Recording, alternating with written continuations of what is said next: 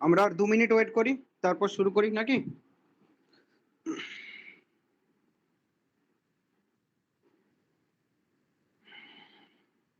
শোনা যাচ্ছে তো? হ্যাঁ স্যার, শোনা হ্যাঁ দাদা, যাচ্ছে। হ্যাঁ স্যার, শোনা যাচ্ছে। হ্যাঁ হ্যাঁ, ঠিক আছে, আমরা 2 মিনিট দেখছি, তারপর আমরা শুরু করবো।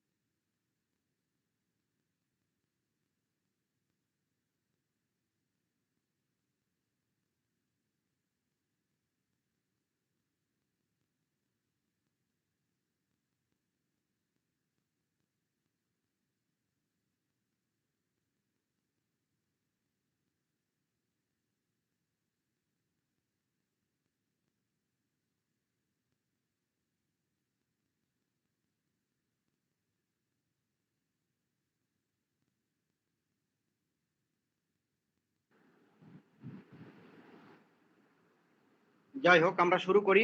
আগের দিন আমাদের হয়েছিল কোনটা? হেত্তাভাসের আগে পর্যন্ত, তাই তো? মনে আছে সবার? আমরা আজকে মেনলি হেত্তাভাসের সংজ্ঞাতে ঢুকবো, হেত্তাভাস কাকে বলে জানবো, এবং হেত্তাভাসের বিভাগগুলো শুনবো। এবং হেত্তাভাসের পূর্বে কিছু আলোচনা আছে, সেসবগুলো করবো। ঠিক আছে? খুব সংক্ষেপে দেখবে, হেত্তাভাস এমনিতে মনে হয় খুব কঠিন বা অনেক বড়। আমরা কিন্তু খুব সংক্ষেপেই বুঝবো, এবং যেমন যেমন বলবো ঠিক সেরকম সেরকমই মনে রাখবে। দেখবে হেত্তাভাসটা একদম সহজ। তো হেত্তাভাস তো আমরা আগে করেছি নাকি সবাই কম বেশি? কেউ এমন আছো যে হেত্তাভাস এর আগে পড়োনি?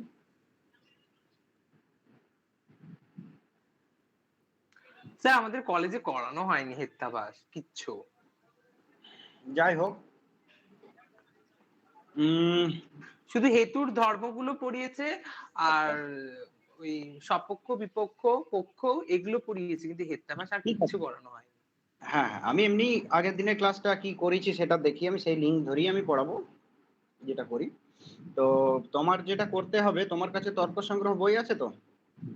হ্যাঁ হ্যাঁ, আছে, দীপক বাগচি আছে আর নারায়ণচন্দ্র গোস্বামী দুটোই আছে। হ্যাঁ ঠিক আছে, তর্ক সংগ্রহ থেকে একটু ডিটেলসে পড়ে নিতে হবে। আমি এখানে তোমাদের টোটাল ন্যায় দর্শনের উপর একটা হ্যান্ড আউট দিয়ে দেবো, আর দেখি হ্যাঁ, আমি খুব ভালো হয়। 2-4 দিন পরে ওটা টাইপ করিয়ে তোমাদের গ্রুপে দিয়ে দেবো। এখন আমি আপাতত হ্যান্ড আউট দেবো। হ্যাঁ, যেটা দেখলাম যে তোমাদের অনেকে ক্লাস নোট নিতে পারছো, কিন্তু কোনোটাই ঠিকঠাক বলে মনে হচ্ছে না আমার। তার জন্য আমি একটু তোমাদের যেমন যেমন পড়িয়েছি সেরকম খুব আমি সুবিধা লিখে হয় দেবো। স্যার। হ্যাঁ, তো আমি থ্যাংক ওটা ইউ তোমাদের স্যার। দিয়ে দেবো, তোমাদের সুবিধা হবে, তোমাদের আশা করছি সুবিধা হবে। তো যাই হোক, আমরা আজকে শুরু করব। আগের দিন আমরা কি পড়িয়েছিলাম? আগের দিন মেনলি অনুমানের জায়গাটা পড়ানো হয়েছিল, তাই তো? হ্যাঁ স্যার, আর ওই 5টা হেতুর ধর্মটা বলেছিলেন। সৎ হেতুর ৫টা বৈশিষ্ট্য হ্যাঁ, আলোচনা হ্যাঁ, করেছিলাম। অনুমান গণকৌত্য কিছুই ধর্ম। নয়, অনুমান কিছুই নয় যে আমাদের প্রথমে ব্যাপ্তিক জ্ঞান কাকে বলে সেই ডিটেলসে আমি কিন্তু যাচ্ছি না। হ্যাঁ, আমি জাস্ট আমি উপরে উপরে বলছি। এগুলো তর্ক সংগ্রহে খুব ডিটেলসে পাবে। এখানে অত ডিটেলসে পড়াতে গেলে ধরো প্রচুর টাইম লাগবে, বুঝতেই পারছো, একটা ন্যায়ের ক্লাস 6 মাস ধরে হয়।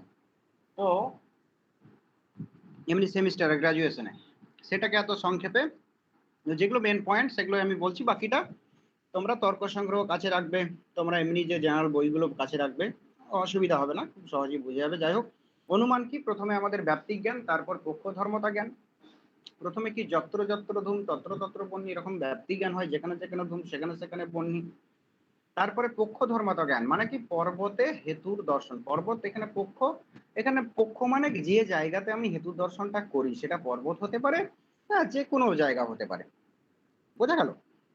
তো পক্ষ ধর্মতা জ্ঞান, তারপরে পক্ষ ধর্মতা জ্ঞানের পরক্ষণেই কিন্তু ব্যাপ্তিক স্মরণ হয়।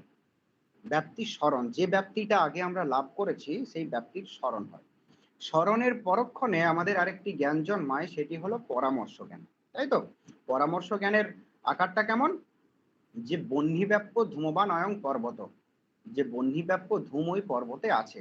এবং এই পরামর্শ জ্ঞানের পরক্ষণেই কিন্তু আমাদের অনুমিতি নামক যে জ্ঞান, সেই জ্ঞানটি জন্মায়। এবং এই প্রসঙ্গে আরেকটা কথাও তোমাদের বলেছিলাম যে নব্য এবং প্রাচীন ভেদে দেখবে অনুমানের প্রকার ভেদ আছে। এটা নিশ্চয়ই মনে আছে। প্রত্যক্ষের ক্ষেত্রে প্রত্যক্ষ প্রমা কি জন্য? না প্রত্যক্ষ প্রমাণ জন্য। তো তাহলে প্রত্যক্ষ প্রমাণটা নব্য এবং প্রাচীন মতে কি কি বলে দিয়েছিলাম। ইন্দ্রিয় বিষয় সন্নিকর্ষটা হলো প্রাচীন মতে প্রত্যক্ষ প্রমাণ, আর ইন্দ্রিয়টা হলো নব্য মতে প্রত্যক্ষ প্রমাণ। বোঝা গেল?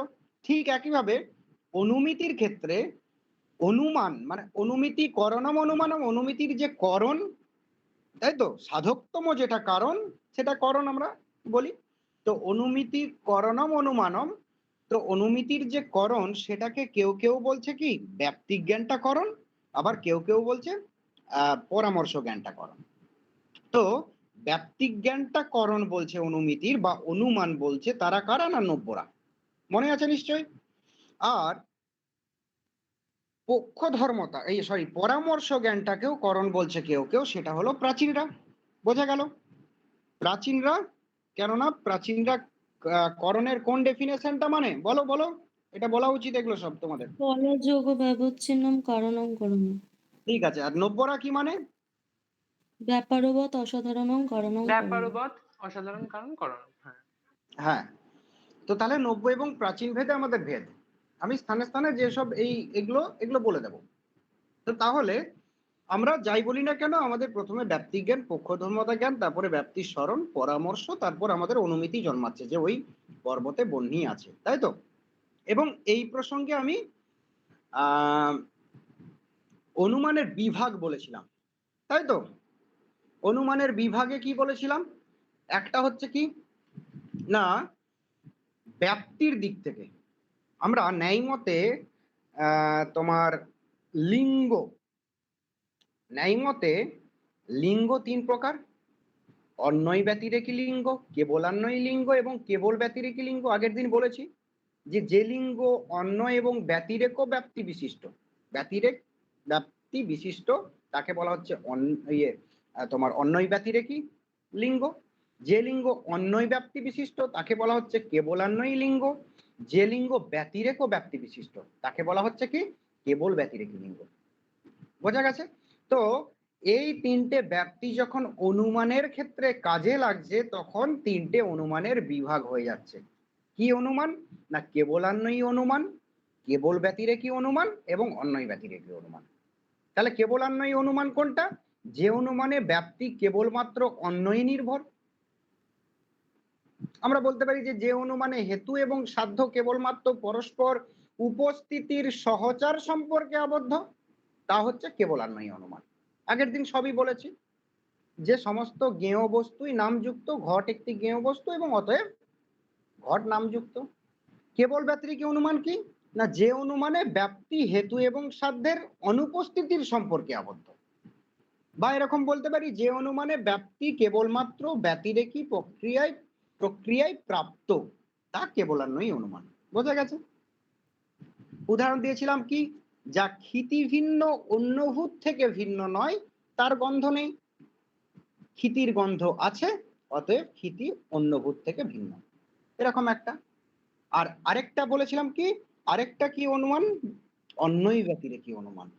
যে অনুমানে ব্যাপ্তিটা অন্যয় এবং ব্যতিরেকী উভয় প্রকার প্রক্রিয়ার দ্বারাই প্রাপ্ত। উদাহরণ কি দিয়েছিলাম? যে যা ধূমযুক্ত তাই বহ্নিযুক্ত, এই পর্বতটি ধূমবান অতএব পর্বতটি বহ্নিবান, এটা অন্যয়। এবং যা বহ্নিযুক্ত নয় তা ধূমযুক্ত নয়, এই পর্বতটি ধূমযুক্ত বা ধূমবান অতএব এই পর্বতটি বহ্নিবান। তাহলে অন্যয় এবং ব্যতিরেকী দেখো দুটোই এখানে আছে, তাই এটা অন্যয় ব্যতিরেকী অনুমান। আরেকটা দিক দিয়ে অনুমানের বিভাগ বলেছিলাম, আরেকটা দিক দিয়ে অনুমানের বিভাগ বলেছিলাম। কি বলেছিলাম? পূর্ববৎ, শেষবৎ এবং সামান্যতদিষ্ট। কার্যকারণের ভিত্তিতে আমাদের এটি বিভাগ। নেটে এটা এসেছে যে কোন বিভাগটা কার্যকারণ দ্বারা প্রাপ্ত, অনুমানের কোন বিভাগটি কার্যকারণ দ্বারা প্রাপ্ত, তাই তো? এটা কি? পূর্ববৎ, শেষবৎ, সামান্যত। পূর্ববৎ কি? যে কারণকে দেখে যখন কার্যকে অনুমান, সহজ কথায় যে জ্ঞাত কারণকে দেখে অজ্ঞাত কার্যকে যে অনুমান, সেটা পূর্ববৎ। শেষবৎ মানে কি? জ্ঞাত কার্যকে দেখে অজ্ঞাত কারণকে অনুমান, এটা শেষবৎ। পূর্ববতের উদাহরণ কি? না প্রচন্ড মেঘ ডাকছে, মেঘ ঘোর করে এসেছে, আঁধার করে এসেছে, সেই টাইমে আমাদের কি অনুমান হবে? যে তাহলে বৃষ্টি হবে, তাই তো? এরকম তো হয় তো আমাদের। আবার শেষবৎ অনুমানের উদাহরণ কেমন দিতে পারি? যে আমরা ঘুমিয়েছিলাম, ঘুম থেকে উঠে দেখি চারিদিকে জলে জলাময়, গাছপালা সব ভিজে, মাটি ভিজে, তাহলে আমাদের কি অনুমান হবে? আমরা তো তখন দেখতে পাচ্ছি না যে বৃষ্টি হচ্ছে, কিন্তু আমাদের অনুমান করতে হয় যে হ্যাঁ বৃষ্টি হয়েছে, এরকম হয়, এটা শেষবৎ। আরেকটা কি? সামান্যতদিষ্ট অনুমান। যে অনুমানের ব্যাপ্তিটা কার্যকারণ সম্পর্কের উপর ভিত্তি করে প্রতিষ্ঠিত নয়, হয় না, সেটা হচ্ছে কি? সামান্যতদিষ্ট অনুমান। যেমন আগের দিন কে পাপিয়া বা কেউ, আমার মনে আছে সম্ভবত পাপিয়া বলেছিল যে আমরা একটা গাছ বেড়ে উঠছে, তার বৃদ্ধিটা আমরা দেখতে পাই কি? একটা গাছকে পোঁতা হলো, ছোট গাছ, তার বৃদ্ধিটা আমরা দেখতে পাই না, কিন্তু গাছটা বড় হওয়ার পর আমরা বুঝতে পারি যে গাছটা বড় হয়েছে, তাই তো? এই যে গাছটা বড় হয়েছে, এই বড় হওয়াটা আমরা দেখতে পাচ্ছি না, তাহলে এটা আমরা অনুমান, এটা প্রত্যক্ষ নয়, তাহলে এটা কোন অনুমান? এটা হলো সামান্যতদিষ্ট অনুমান। সূর্য পূর্ব দিকে উঠেছে, কেউ কি দেখেছো সূর্য আস্তে আস্তে আস্তে আস্তে পশ্চিম দিকে যাচ্ছে? কেউ দেখিনি, কিন্তু যখন অস্ত যাচ্ছে আমরা দেখছি কোথায়? না সূর্য পশ্চিম দিকে, তাই তো? তো তাহলে এটা তো আমরা প্রত্যক্ষ করছি না, তাহলে এটা কি অনুমান? এটা কি অনুমান? এটা সামান্যতদিষ্ট অনুমান। বোঝা গেছে? এই নিয়ে নিশ্চয়ই হ্যাঁ প্রবলেম স্যার। এরপর পূর্ববৎ, শেষবৎ এবং সামান্যতদিষ্ট অনুমানের আরেকটা বিভাগ আছে। যে কোনো একটা জায়গায় আমি যে ব্যাপ্তির জ্ঞান হলো, কোনো একটা জায়গায় হেতু এবং সাধ্যের পরস্পরের ব্যাপ্তিক জ্ঞান, আর কি হেতু এবং সাধ্যের সম্বন্ধ জ্ঞান হলো, সেই জ্ঞানটার ভিত্তিতে অন্য কোনো স্থানে যদি আমি হেতু দেখি, তখন কি? তখন সাধ্যের অনুমান আমাদের হয়, সেটা হলো পূর্ববৎ অনুমান। যে আমি এরকম বলতে পারি যে আমি যদি আমি আরো মানে দর্শনের ভাষায় বলি, যে পূর্বে ব্যাপ্তি গ্রহণকালে যে দুটি বস্তু মানে হেতু এবং ব্যাপ্ত এবং ব্যাপক পদার্থদ্বয় যে রূপে প্রত্যক্ষ হয়েছে, অন্যত্র যদি সেই পূর্বদৃষ্ট ধূমাদি পদার্থকে দেখে দৃষ্ট সজাতীয় ব্যাপক বন্যী পদার্থের অনুমিতি হয়, তাহলে সেটা হলো কি, সেটা পূর্ববৎ অনুমান। যেমন পাকশালা, যজ্ঞশালা ইত্যাদিতে কি ওখানে আমরা দেখি যে ধূম এবং বহ্নি একত্র উপস্থিতি, তাই তো? ধূমের সজাতীয় সেই যে ধূম, সেই ধূমের সজাতীয় ধূম আমরা যখন পর্বতে দেখি, তখন আমরা অনুমান করে বসছি কি পর্বতে অবশ্যই বহ্নি আছে, তাই তো? এটা হলো কি, এটা পূর্ববৎ অনুমান। শেষবৎ অনুমান কোনটা? না, যে পদার্থ অবশিষ্ট থাকে তাকে বলে শেষ পদার্থ। আর যে অনুমান প্রমাণের দ্বারা শেষ, যে মানে যে অনুমান প্রমাণের দ্বারা শেষ পদার্থ বিষয়ক অনুমিতি হয়, তার নাম হচ্ছে শেষবৎ অনুমান। মানে কি, আমরা কোনো একটা বস্তুকে যেমন ধরো এখানে উদাহরণটা দিয়ে বুঝালে বুঝতে পারবে যে শব্দ কি, শব্দকে কিসের অন্তর্ভুক্ত করব?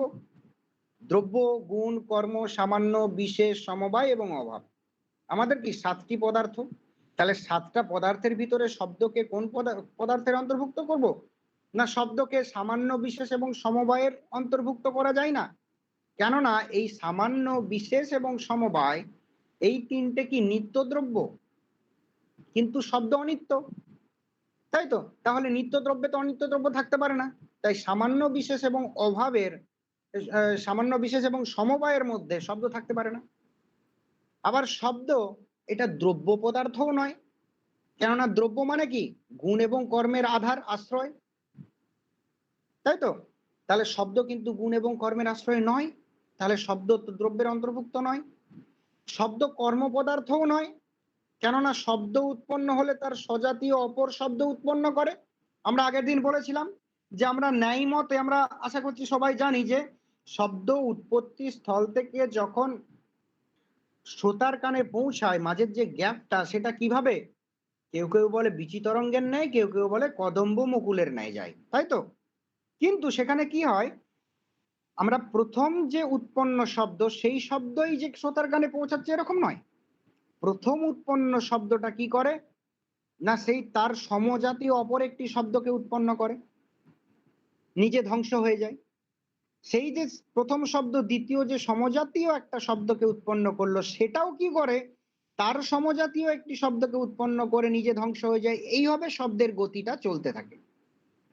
তাহলে শব্দ তার স্বজাতীয় অপর শব্দ উৎপন্ন করতে করতে চলতে থাকে, কিন্তু কর্ম তো এরকম নয় যে কর্ম উৎপন্ন হয়ে তার স্বজাতীয় অপর কর্ম উৎপন্ন করে, এরকম নয়, করে না। তাহলে শব্দকে কর্মের অন্তর্ভুক্ত করা যায় না। তাহলে পড়ে রইল কি 7টা পদার্থের ভিতরে সামান্য, বিশেষ, সমবায়, দ্রব্য, গুণ। তারপরে কর্ম। এটা বাদ দিয়ে পড়ে রইল কি গুণ। তাহলে অবশ্যই শব্দকে গুণের অন্তর্ভুক্ত করতে হবে। এটাই শেষবৎ অনুমান, যে অনুমান প্রমাণের দ্বারা শেষ পদার্থ বিষয়ক অনুমিতি হয় তার নাম শেষবৎ অনুমান। মানে এখানে বেদান্তের যে নেতি নেতি ভাবনা, সেরকমটা, যে এটা নয়, ওটা নয়, ওটা নয়, তাহলে লাস্টে যেটি পড়ে থাকলো তাহলে সেটা, বোঝা গেল? এটা হলো শেষবৎ অনুমান। আরেকটা হলো লাস্ট, যেটা সামান্যত দৃষ্ট অনুমান।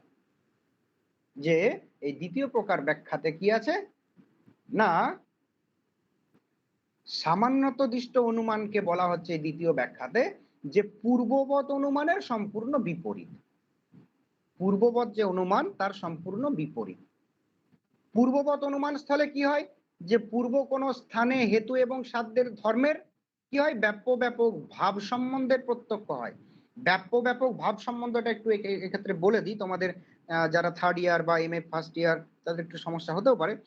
ব্যাপ্য ব্যাপক ভাব হচ্ছে যে হেতু এবং সাধ্যের মধ্যে যে সম্বন্ধটা, সেটা হচ্ছে তাকে বলা হয় ব্যাপ্য ব্যাপক ভাব। এখানে ব্যাপ্য এবং ব্যাপক মানে কি, ব্যাপ্য মানে যেটা অপেক্ষাকৃত কম বিস্তৃত, আর ব্যাপক মানে যেটা অপেক্ষাকৃত বেশি বিস্তৃত। ধূম এবং বহ্নির মধ্যে কোনটা ব্যাপক কোনটা ব্যাপক বলো?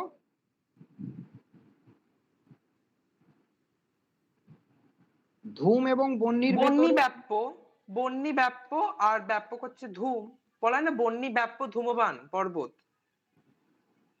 না ব্যাপক হ্যাঁ, বহ্নিটা ব্যাপক আর বহ্নি ধূমটা ব্যাপক, আর ধূমটা ধূমটা ব্যাপক। ব্যাপক ব্যাপক। হবে আর ব্যাপ্যটা হবে ধূম। আচ্ছা, হবে বহ্নিটা আমি ভুল হচ্ছে করেছি। ব্যাপক, ব্যাপক পদার্থ। ব্যাপক মানে কি? যেটা অপেক্ষাকৃত বেশি স্থান জুড়ে থাকে সেটা ব্যাপক, আর যেটা অপেক্ষাকৃত কম স্থান জুড়ে থাকে সেটা হচ্ছে ব্যাপ্য। হেতু, ধূম, লিঙ্গ, বোঝা গেল? আর লিঙ্গি, সাধ্য, তাই তো? বন্যী, এটা কি একই ব্যাপার? এগুলো কি? এটা হচ্ছে যে ব্যাপক পদার্থ। কেন সেটা বলছি, যে আমাদের আপাত দৃষ্টিতে মনে হতে পারে যে ধূম তো প্রচুর প্রচুর ধোঁয়া উঠছে, আর তার অন্তরালে একটুখানি হয়তো বহ্নি আছে। দেখবে আমাদের যখন কয়লার আগুন করা হয়, অল্প কটা কয়লা দিয়ে অল্প একটু আগুন ধরিয়ে অনেকক্ষণ ধরে ধোঁয়া দিতে হয়, অনেক ধোঁয়া উড়ে চারিদিকে। দেখবে চা দোকানগুলোতে এরকম হয় যে হয়তো 4টের সময় দোকান খুলবে, বা 5টার সময় বিকেল দোকান খুলবে, 3টের থেকে কিন্তু ওরকম ধোঁয়া চলছে। তাহলে তার ওই উনুনের ভেতরে কতটুকু আগুন আছে, কতটুকু বহ্নি আছে? অল্প একটু, কিন্তু ধূম আছে প্রচুর, প্রচুর ধোঁয়া। কিন্তু সেই দিক থেকে ব্যাপকটা নয়। এখানে অর্থটা বুঝতে হবে এরকম, যে যে যে স্থানে ধোঁয়া থাকবে সে সে স্থানে তো বহ্নি থাকবেই। এরকম কোনো স্থান দেখাতে পারবে না যে ধোঁয়া আছে আগুন নেই, তাই তো? ধোঁয়া যেখানে আছে সেখানে অবশ্যই আগুন থাকবে। কিন্তু এমন এমন অনেক স্থান আছে যেখানে আগুন শুধুমাত্র আছে, ধোঁয়া নেই। তাহলে কার পরিধিটা বেশি? যে যেখানে ধোঁয়া থাকে সেখানেও আগুন থাকে, আবার যেখানে ধোঁয়া থাকে না সেখানেও আগুন থাকে। মানে কে ব্যাপক? আগুনটা, বহ্নিটা ব্যাপক। কে? না আগুন, বহ্নি। বোঝা গেল কিনা? আর ব্যাপ্য কোনটা? না ধূম, হেতু, তাই তো? বোঝা গেছে নিশ্চয়? তো এই ধূম এবং বহ্নি, হ্যাঁ স্যার, বুঝেছি। হ্যাঁ, ধূম এবং বহ্নির মধ্যে যে সম্পর্ক সেটাকে বলা হচ্ছে ব্যাপ্য ব্যাপক ভাব। এই ব্যাপ্য ব্যাপক ভাবটাকেই ব্যাপ্তি বলা হচ্ছে। হেতু এবং সাধ্যের যে নিয়ত সহচার সম্পর্ক সেটাই হলো ব্যাপ্তি, কিন্তু সাধ্য ও হেতুর যে সম্পর্ক সেটা কিন্তু ব্যাপ্তি নয়। কারণটা ওই যে বললাম যে এমন অনেক স্থান আছে যেখানে কিন্তু ধোঁয়া নেই কিন্তু অগ্নি থাকতে পারে, এটাই কারণ। তার জন্য বলা হচ্ছে হেতু এবং সাধ্যের যে সম্বন্ধ সেটা হলো ব্যাপ্তি। সাধ্য এবং হেতুর যে সম্বন্ধ সেটা ব্যাপ্তি নয়। বোঝা গেছে নিশ্চয়? যাই হোক, তো সামান্যতদিষ্ট অনুমানটা সেটা কি? না সেটা হলো পূর্ববৎ অনুমানের একেবারে বিপরীত। পূর্ববৎ অনুমানের একেবারে বিপরীত। কেমন? না পূর্ববৎ অনুমান স্থলে কি হয়, যে কোন স্থানে হেতু এবং সাধ্য ধর্মের ব্যাপক ভাবটা কি করি আমরা? প্রত্যক্ষ করি। আমরা ছোট থেকে ধরো অনেক জায়গায় ধূম এবং বহ্নির বা হেতু এবং সাধ্য ধূম বা ধূম এবং বহ্নির যে ব্যাপক ভাব, যে যেখানে ধূম আছে সেখানেই বহ্নি আছে, এই ভাবটা আমরা ছোট থেকে অনেক জায়গায় আমরা কি প্রত্যক্ষ করলাম। এবং তারপরে সেটা কোনো একটা জায়গায় ধরো ধোঁয়া উড়ছে দেখলাম, আমরা আমরা কি তখন তৎক্ষণাৎ আমরা ছুটে যাই যে কোথাও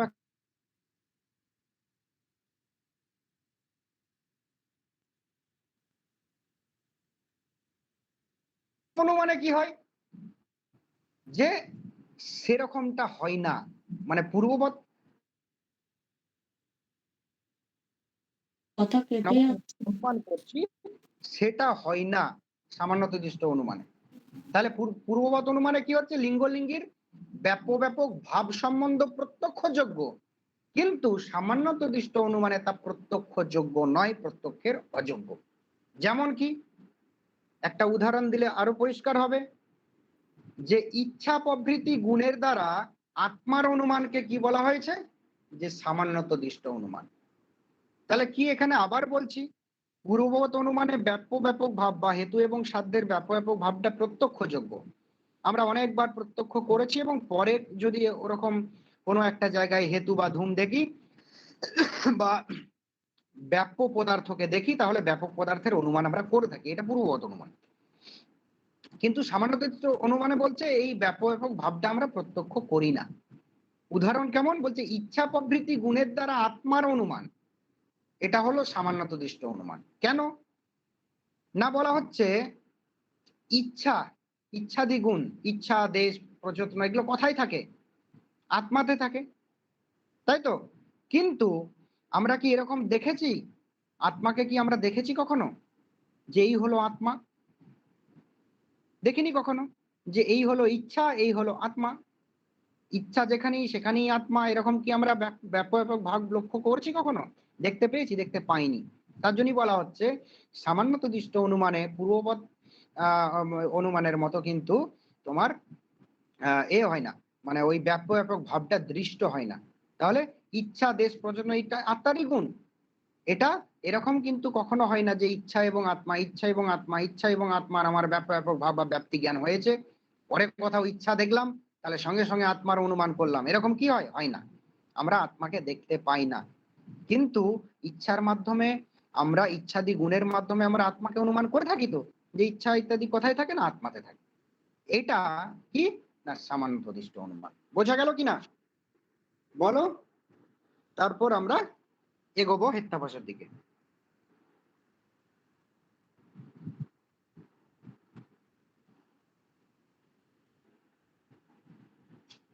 কারো কিছু প্রবলেম?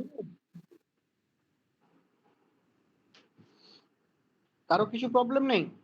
বাহ, খুব ভালো। তো এরপর যেটা দেখো যে আমাদের তাহলে হেত্যাভাষার আগে কিছু জিনিস আমাদের জানা দরকার, সেটা আগের দিন আরো আমি বলেছিলাম, তবু আরেকবার একটু বলি, তারপরেই হেত্যাভাষায় ঢুকবো। যে আমাদের কিন্তু অনুমান স্থলে, হেত্যাভাস স্থলে আমাদের এই বিষয়গুলো ক্লিয়ার করে নিতে হবে যে পক্ষ, সপক্ষ, বিপক্ষ। এটা পরবর্তী ক্ষেত্রে যারা মাস্টার্সে ঢুকেছো, আমাদের বারাসত ইউনিভার্সিটিতে তোমার বৌদ্ধ, এটা সব ইউনিভার্সিটিতেই প্রায় প্রায় সব ইউনিভার্সিটিতেই এটা পাঠ্য আছে যে ন্যায় বিন্দু বৌদ্ধ, সেখানেও কাজে লাগবে। বা ন্যায় সূত্র তো প্রত্যেক ইউনিভার্সিটিতেই পাঠ্য, এমন কোনো ইউনিভার্সিটি নেই যে ন্যায় সূত্র পাঠ্য নেই, বাদশায়ন ভাষ্য, সেখানেও এই যা বলছে এই কনসেপ্ট গুলো কিন্তু খুব কাজে লাগবে। তো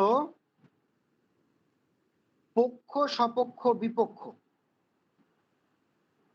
এই কনসেপ্টটা কিন্তু আমাদের মনে রাখতে হবে। পক্ষ, সপক্ষ, বিপক্ষ। বলো দেখি সরস্বতী, বলো দেখি পক্ষ কাকে বলে?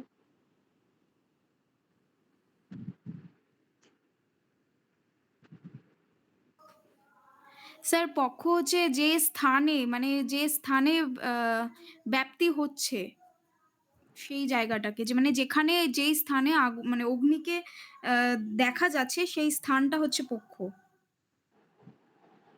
হলো না, তোমার একটু কনসেপ্টের ভুল আছে। পক্ষ, সাধ্য, হেতু, তিনটে জিনিস অনুমানের ক্ষেত্রে। আমরা সহজ কথায় দেখো, সহজ কথায় আমরা যেটাকে স্যার বলবো? দাঁড়া বলছি, আমি ওকে, ওর একটু কনসেপ্টের একটু আছে, আমি ওকে ওরটা ক্লিয়ার করি, তারপর আমি জিজ্ঞাসা করবো, অন্যগুলো জিজ্ঞাসা করবো সবাইকে। কোশ্চেনিং করলে কি হয়, সবার একটু মনে থাকে বেশি, ফোকাস, মাইন্ডের ফোকাস পায় বেশি। তো যাই হোক, আমরা কোনো একটা বস্তু দেখে তো কোনো একটা বস্তুকে অনুমান করছি। আমরা পর্বতে বহ্নির অনুমান স্থলে আমরা কি দেখছি? প্রথমে ধূম দেখছি, ধূম দেখে বহ্নির অনুমান করছি, তাই তো? কোনো একটা দেখে কোনো একটা বস্তুর অনুমান করছি, যেটা দেখে যেটার অনুমান করছি, প্রথমটা হলো কি লিঙ্গ বা হেতু, দ্বিতীয়টা হলো কি সাধ্য বা লিঙ্গি, প্রথমটা কি ব্যাপ্য, দ্বিতীয়টা কি ব্যাপক। এটা নিশ্চয়ই বোঝা গেছে। আর এই অনুমানটা কোনো একটা বস্তুকে দেখে কোনো একটা বস্তুর অনুমান, সেটা কোনো একটা স্থানে হবে, সেই স্থানটা হলো পক্ষ। বোঝা গেল? তাহলে প্রথম আমি যখন কোনো একটা স্থানে ধূম দেখলাম, তখন কি সেই স্থানে আমার তো একটু সন্দেহ জন্মাবে যে এইটা ধোঁয়া দেখা যাচ্ছে, তাহলে এখানে কি, এখানে নিশ্চয়ই আগুন আছে। তার আগে আমার কিন্তু এরকম একটা বোধ জন্মাতে পারে যে ওখানে আগুন আছে কি নেই, তাই তো? তাহলে যে স্থানটাতে সাধ্যটা সন্দিগ্ধ যে স্থানে, মানে পক্ষে, তাই তো? তার জন্যই বলা হচ্ছে পক্ষ মানে কি, সন্দিগ্ধ সাধ্যবান পক্ষ, যে অধিকরণে যে স্থানে সাধ্যটা সন্দিগ্ধ থাকে। তাহলে আমরা হেতু দেখে, ধূম দেখে বহ্নির অনুমান করি। কোথায় করি না, কোথায় দেখি আমরা? পর্বতে, পক্ষে বা পর্বতে দেখি। পক্ষে মানে পর্বতে বা কোনো একটা স্থানে আমি ধূম দেখলাম, এবং ধূম দেখে আমরা অনুমান করছি কিসের? সাধ্যের, অগ্নির, তাই তো? ব্যাপক পদার্থের অনুমান করছি, লিঙ্গির অনুমান করছি। বোঝা গেছে? তো তাহলে পক্ষ মানে কি, সন্দিগ্ধ সাধ্যবান পক্ষ। বোঝা গেছে? স্যার এইভাবে বললে হবে যে যে স্থানে সাধ্যকে সাধন করা হয় সেটাই হচ্ছে পক্ষ, এইভাবে বললে কি হবে?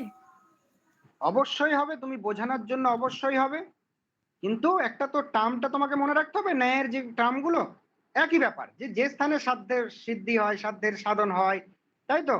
বা যে স্থানে আমি, যে স্থানে হ্যাঁ আমি স্যার, ধূম আমি দেখি। এটাই বলতে চাইছিলাম, আমি বোধহয় আচ্ছা আচ্ছা আচ্ছা। বোঝাতে আবার পারিনি। তুমি এটাও বলতে পারবে, যে স্থানে আমি ধূম দেখি সেই স্থানটা, এটাও বলতে পারবে যে স্থানে আমি সাধ্যের সাধন করি, সেটাও একই ব্যাপার, একই তো প্লেস। প্লেস, প্লেসটা হচ্ছে পক্ষ। হ্যাঁ হ্যাঁ স্যার। কিন্তু তোমাকে এই টার্মটাও মনে রাখতে হবে। তোমার নেটে এই এরকম টার্ম ধরেই কিন্তু দেবে। বোঝা গেল? এবারে তুমি বুঝে গেলে ব্যাপারটা, এরপর তুমি বিভিন্নভাবে বোঝাও, কোনো সমস্যা নেই। আচ্ছা বলো, কে বলবে? আহ দাঁড়াও দেখি। অপর্ণা বলো তো, সপক্ষ কাকে বলে?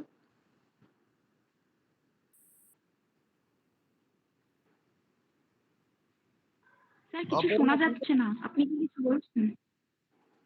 অপর্ণা শুনতে পাচ্ছ? আমার কথা শোনা যাচ্ছে না? আচ্ছা, স্যার কিছুক্ষণ শোনা যায়নি, এখন আবার চালু হয়েছে, মানে এখন আবার শুনতে পাচ্ছি। শুনতে পাচ্ছ? আচ্ছা, অপর্ণা বলো, সপক্ষ কাকে বলে?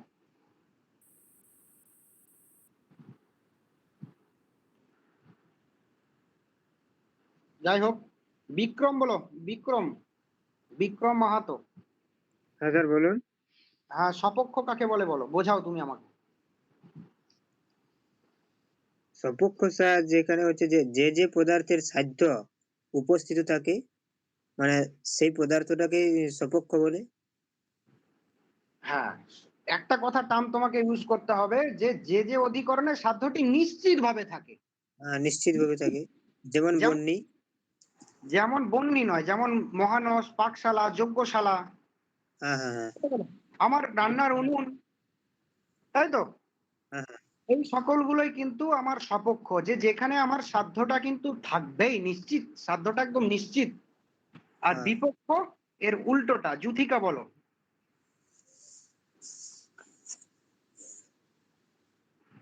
বিপক্ষে স্যার যেমন হেতু না থাকা হচ্ছে বিপক্ষ।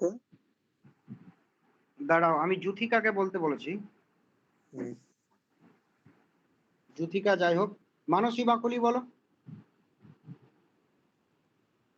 স্যার সৎ হেতুর বিপক্ষে থাকাটাই তো বিপক্ষ সত্য, মানে যেটা বিপক্ষে থাকবে না হেতুটা।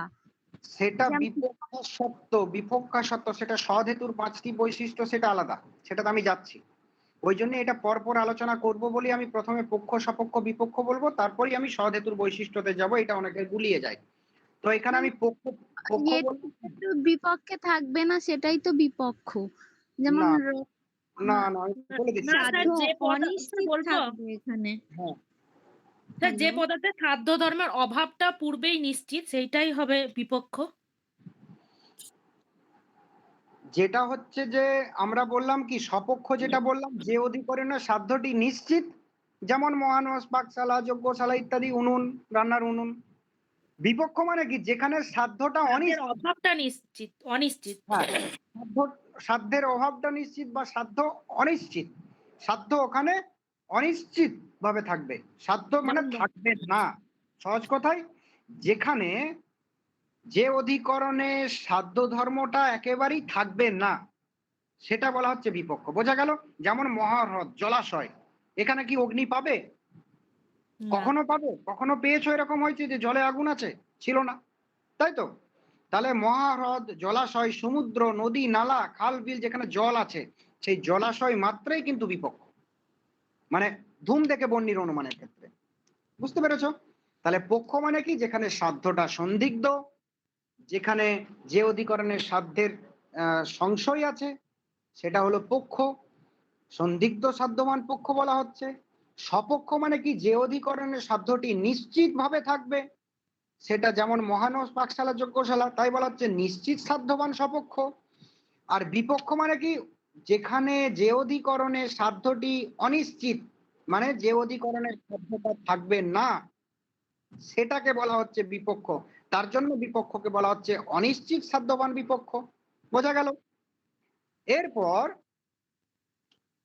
আমরা তোমাদের ওই বিষয়গুলো ক্লিয়ার হবে যে সদহেতুর যে 5টা বৈশিষ্ট্য, এই পক্ষ, সপক্ষ, বিপক্ষের সঙ্গে সদহেতুর বৈশিষ্ট্য গুলিয়ে ফেললে কিন্তু হবে না। আমাদের সদহেতু আর অসদ হেতু প্রসঙ্গেই কিন্তু হেত্যাভাস। আমাদের যে কোনো অনুমানের জন্য তাহলে পক্ষ, সপক্ষ, বিপক্ষ ক্লিয়ার তো? কারো কিছু প্রবলেম থাকলে আগে বলো, তারপর আমরা সদ হেতু থেকে আমরা অসদ হেতু বা হেত্যাভাসে যাব।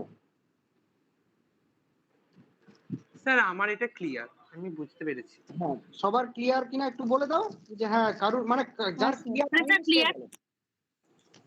হ্যাঁ দাদা ক্লিয়ার। এরপর দেখো, আমরা আস্তে আস্তে আস্তে একটা অন্য টপিকে ঢুকছি। মানে এখানে কথাগুলো এক টাইপের, কিন্তু একটু ভালো করে ভেবে নিলে, ওই যে বারবার তোমাদেরকে বলি যে দর্শন শুধু পড়ে গেলে হবে না, একটু ভেবে নেবে। একটু পড়ার পর একটু ভেবে নেবে, দেখবে কোনো একটা জিনিস মুখস্থ করতে যাচ্ছ, মাথায় ঢুকছেই না, ঢুকছেই না, ঢুকছেই না। তুমি একবার শান্তভাবে ভেবে নিলে এটা এই হচ্ছে, এটার থেকে এই যাচ্ছে, এই যাচ্ছে, দেখবে হঠাৎ করে তোমাদের ওই সাইকোলজিতে পড়েছো যে ফোকাস লাইটের, টর্চ লাইটের মতো আমাদের ব্রেনটা কিন্তু সেরকমই কাজ করে। হঠাৎ করে দেখবে কোনো একটা জিনিস বুঝতে পেরে গেছে এবং খুব আনন্দ হচ্ছে। যে জিনিসটা হয়তো 10 মিনিট আগে মনে হচ্ছিল খুব কঠিন, 10 মিনিট পরে তুমি এরকম পড়তে পড়তে ছাড়া চলবে না, পড়তে পড়তে ভাবছো কি ব্যাপার, এটা আমি বুঝতে পারছি না, কেন কেন পাচ্ছি না, হ্যাঁ এটা কি হচ্ছে ঘটনাটা, দেখবে হঠাৎ করে বুঝতে পেরে গেছো, পুরো ক্লিয়ার, আর কোনো সমস্যা নেই। এই জিনিসটাই, ভাবনাটা কিন্তু আনতে হবে দর্শনের স্টুডেন্ট মাত্রই। তো যাই হোক, পক্ষ স্যার সপক্ষ বিপক্ষ গেল। হ্যাঁ স্যার বলো, স্যার বলো। আমি বলছি কি, ওই যে অনুমানের যে ভাগগুলো পড়লাম না, কার্যকারণের উপর ভিত্তি করে তো পূর্ববৎ শেষবৎ ওইগুলো, আর স্যার ওই ব্যক্তি সম্বন্ধের উপর ভিত্তি করে তো কেবল অন্যই ব্যতিরেকি, মানে কেবল ব্যতিরেকি ওগুলো স্যার। আর একটা রয়েছে স্বার্থানুমান, পরার্থানুমান, ওইটা তাহলে মানে কোনটার উপর ভিত্তি? ওটা তোমার নিজের ব্যাপ্তি না, নিজের অনুমান না হচ্ছে না পরের অনুমান হচ্ছে, এই দিক মানে থেকে উদ্দেশ্য সাধনের দিক থেকে? উদ্দেশ্য সাধন অবশ্যই বলতে পারো। আচ্ছা। এই দিক থেকে প্রত্যেকটা আলাদা, যেমন প্রত্যক্ষের বিভাগের ক্ষেত্রেও দেখবে বিভিন্ন দিক থেকে প্রত্যক্ষের বিভাগ। হ্যাঁ প্রথমত প্রাথমিকভাবে তোমার তোমার বাহ্য এবং অন্তর প্রত্যক্ষ, মনের দ্বারা যে প্রত্যক্ষ অন্তর, বাহ্য ইন্দ্রিয়ের দ্বারা বাহ্য। তারপর তোমার তোমার নির্বিকল্পক, সবিকল্পক এবং প্রত্যভিজ্ঞা, তাই তো? সেটা কি লৌকিক প্রত্যক্ষ। লৌকিক ভাবে আমাদের যেটা হয়, সাধারণ ভাবে যেটা হয় আমাদের প্রত্যক্ষ, সেটা হচ্ছে নির্বিকল্পক, সবিকল্পক, প্রত্যভিজ্ঞা। আবার অলৌকিক ভাবে হয়, সেটা কিন্তু জ্ঞান লক্ষণ, সামান্য লক্ষণ, যোগজ। ঠিক একই, অনুমানের ক্ষেত্রেও একই, বিভিন্ন পার্সপেক্টিভের দিক থেকে তোমার বিভাগটা। যাই হোক, আমরা এরপর অসৎ এবং সৎ হেতুর জায়গার দিক দিয়ে আমরা এরপর হেত্যাবাসে ঢুকবো। যে তাহলে পক্ষ, সপক্ষ, বিপক্ষ আমাদের কমপ্লিট হলো, পর্যন্ত কমপ্লিট হলো। এরপর দেখো একটা কথা, যে কোনো অনুমান স্থলে, যে কোনো অনুমান করতে গেলে, অনুমান হতে গেলে আমাদের প্রয়োজন কি? সৎ হেতু। হেতুটাকে সৎ হতে হবে। আমি ধূম দেখে বহ্নির অনুমান করছি, দেখো একটা সুন্দর উদাহরণ দিলে বুঝতে পারবে, যে শীতকালে দেখবে জলাশয়ের উপরে মনে হচ্ছে ধোঁয়া উঠছে, লক্ষ্য করেছো কি? জলের উপর ধোঁয়া? শীতকালে প্রচন্ড শীতে দেখবে, পৌষ মাসে প্রচন্ড শীতে দেখবে মনে হয় যে জলের উপর ধোঁয়া উঠছে, কোন জলাশয়ের। কুয়াশা। হ্যাঁ, ওটা ধোঁয়া নয়, আমি বলছি, ওই প্রসঙ্গে আসছি, ওটা ধোঁয়া নয়, কিন্তু ঠিক ধোঁয়ার যে বৈশিষ্ট্য, ওই বৈশিষ্ট্য ওখানে পাও কিনা? হ্যাঁ স্যার। তাই তো? তাহলে ওইটা দেখে তুমি যদি ওখানে অনুমান করো যে ওখানে বহ্নি আছে, তাহলে কি তোমার অনুমানটা ঠিক হবে? হবে না তো? না স্যার, ভুল হবে। ভুলভাল। এটাই বলতে চাইছি যে যে কোনো অনুমান হতে গেলে আমার সৎ হেতুর প্রয়োজন। মানে ওই ধূমটা, ওই যে ধোঁয়াটা মনে হচ্ছে শীতকালে জগতের উপর, ওটা কিন্তু আমার সৎ হেতু নয়, সৎ ধোঁয়া নয়। ওটা যদি সৎ হতো তাহলে কিন্তু আমার বহ্নি অনুমানটাও সৎ হতো। কিন্তু ওটা দেখে বহ্নির অনুমান করা যায় না, কেননা জলে আমরা জানি যে বিপক্ষে অগ্নি থাকতে পারে না। ওইটা জলটা হচ্ছে অগ্নির বিপক্ষ। বোঝা গেল? তো তাহলে এটাই বলার উদ্দেশ্য যে যে কোনো অনুমান স্থলে আমাদের কি দরকার না, কি আমাদের হেতুটাকে সৎ হতে হবে, তাই তো? হেতুটা যদি সৎ না হয়ে অসৎ হয় তাহলে কিন্তু সেটার সেই অনুমানটা যথার্থ হবে না, সেই অনুমানটা অযথার্থ হয়ে যাবে। সেটাকে কি বলা হবে? সেটাকে বলা হবে কিন্তু হেত্যাভাস। বোঝা গেল? অসৎ হেতু হেত্যাভাস, বা দুষ্ট হেতু হেত্যাভাস। বোঝা গেল? আমার সৎ অনুমান, সেখানে কোন হেতু থাকবে না? সৎ হেতু থাকবে। দুষ্ট অনুমান, সেখানে কি সৎ হেতুর দ্বারা তো দুষ্ট অনুমান হবে না, সৎ অনুমানই হবে। দুষ্ট অনুমানে দুষ্ট হেতু যদি থাকে তাহলে দুষ্ট অনুমান হবে। তাহলে সেই ক্ষেত্রে কি তাকে কি বলা হবে? তাকে বলা হবে হেত্যাভাস। যাই হোক, তাহলে আমার প্রথম কথা যেটা বোঝা গেল যে আমাদের যে কোনো অনুমানের ক্ষেত্রে আমাদের সৎ হেতু প্রয়োজন। এই সৎ হেতুর 5টা বৈশিষ্ট্য আছে। একটা হলো পক্ষ সত্য, একটা হলো সপক্ষ সত্য, একটা হলো বিপক্ষা সত্য, একটা হলো অসৎ প্রতিপক্ষ, আর একটা হলো অবাধি তত্ত্ব। বোঝা গেল? 5টা। এরপর আমি প্রত্যেকটা কোনটা কি বলে সেটা বলছি।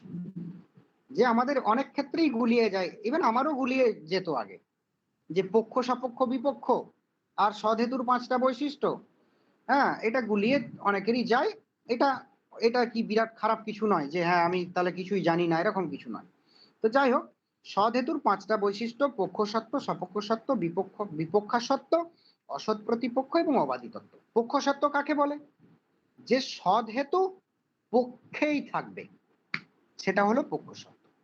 সৎ হেতু, তাই তো, সেটা পক্ষতেই থাকবে, পক্ষেই থাকবে, সেটা হলো পক্ষ সত্য। সপক্ষ সত্য কি? যে সৎ হেতু সপক্ষে থাকবে।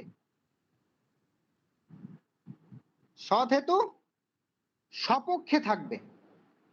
বিপক্ষা সত্য কি? না সৎ হেতু বিপক্ষে থাকবে না।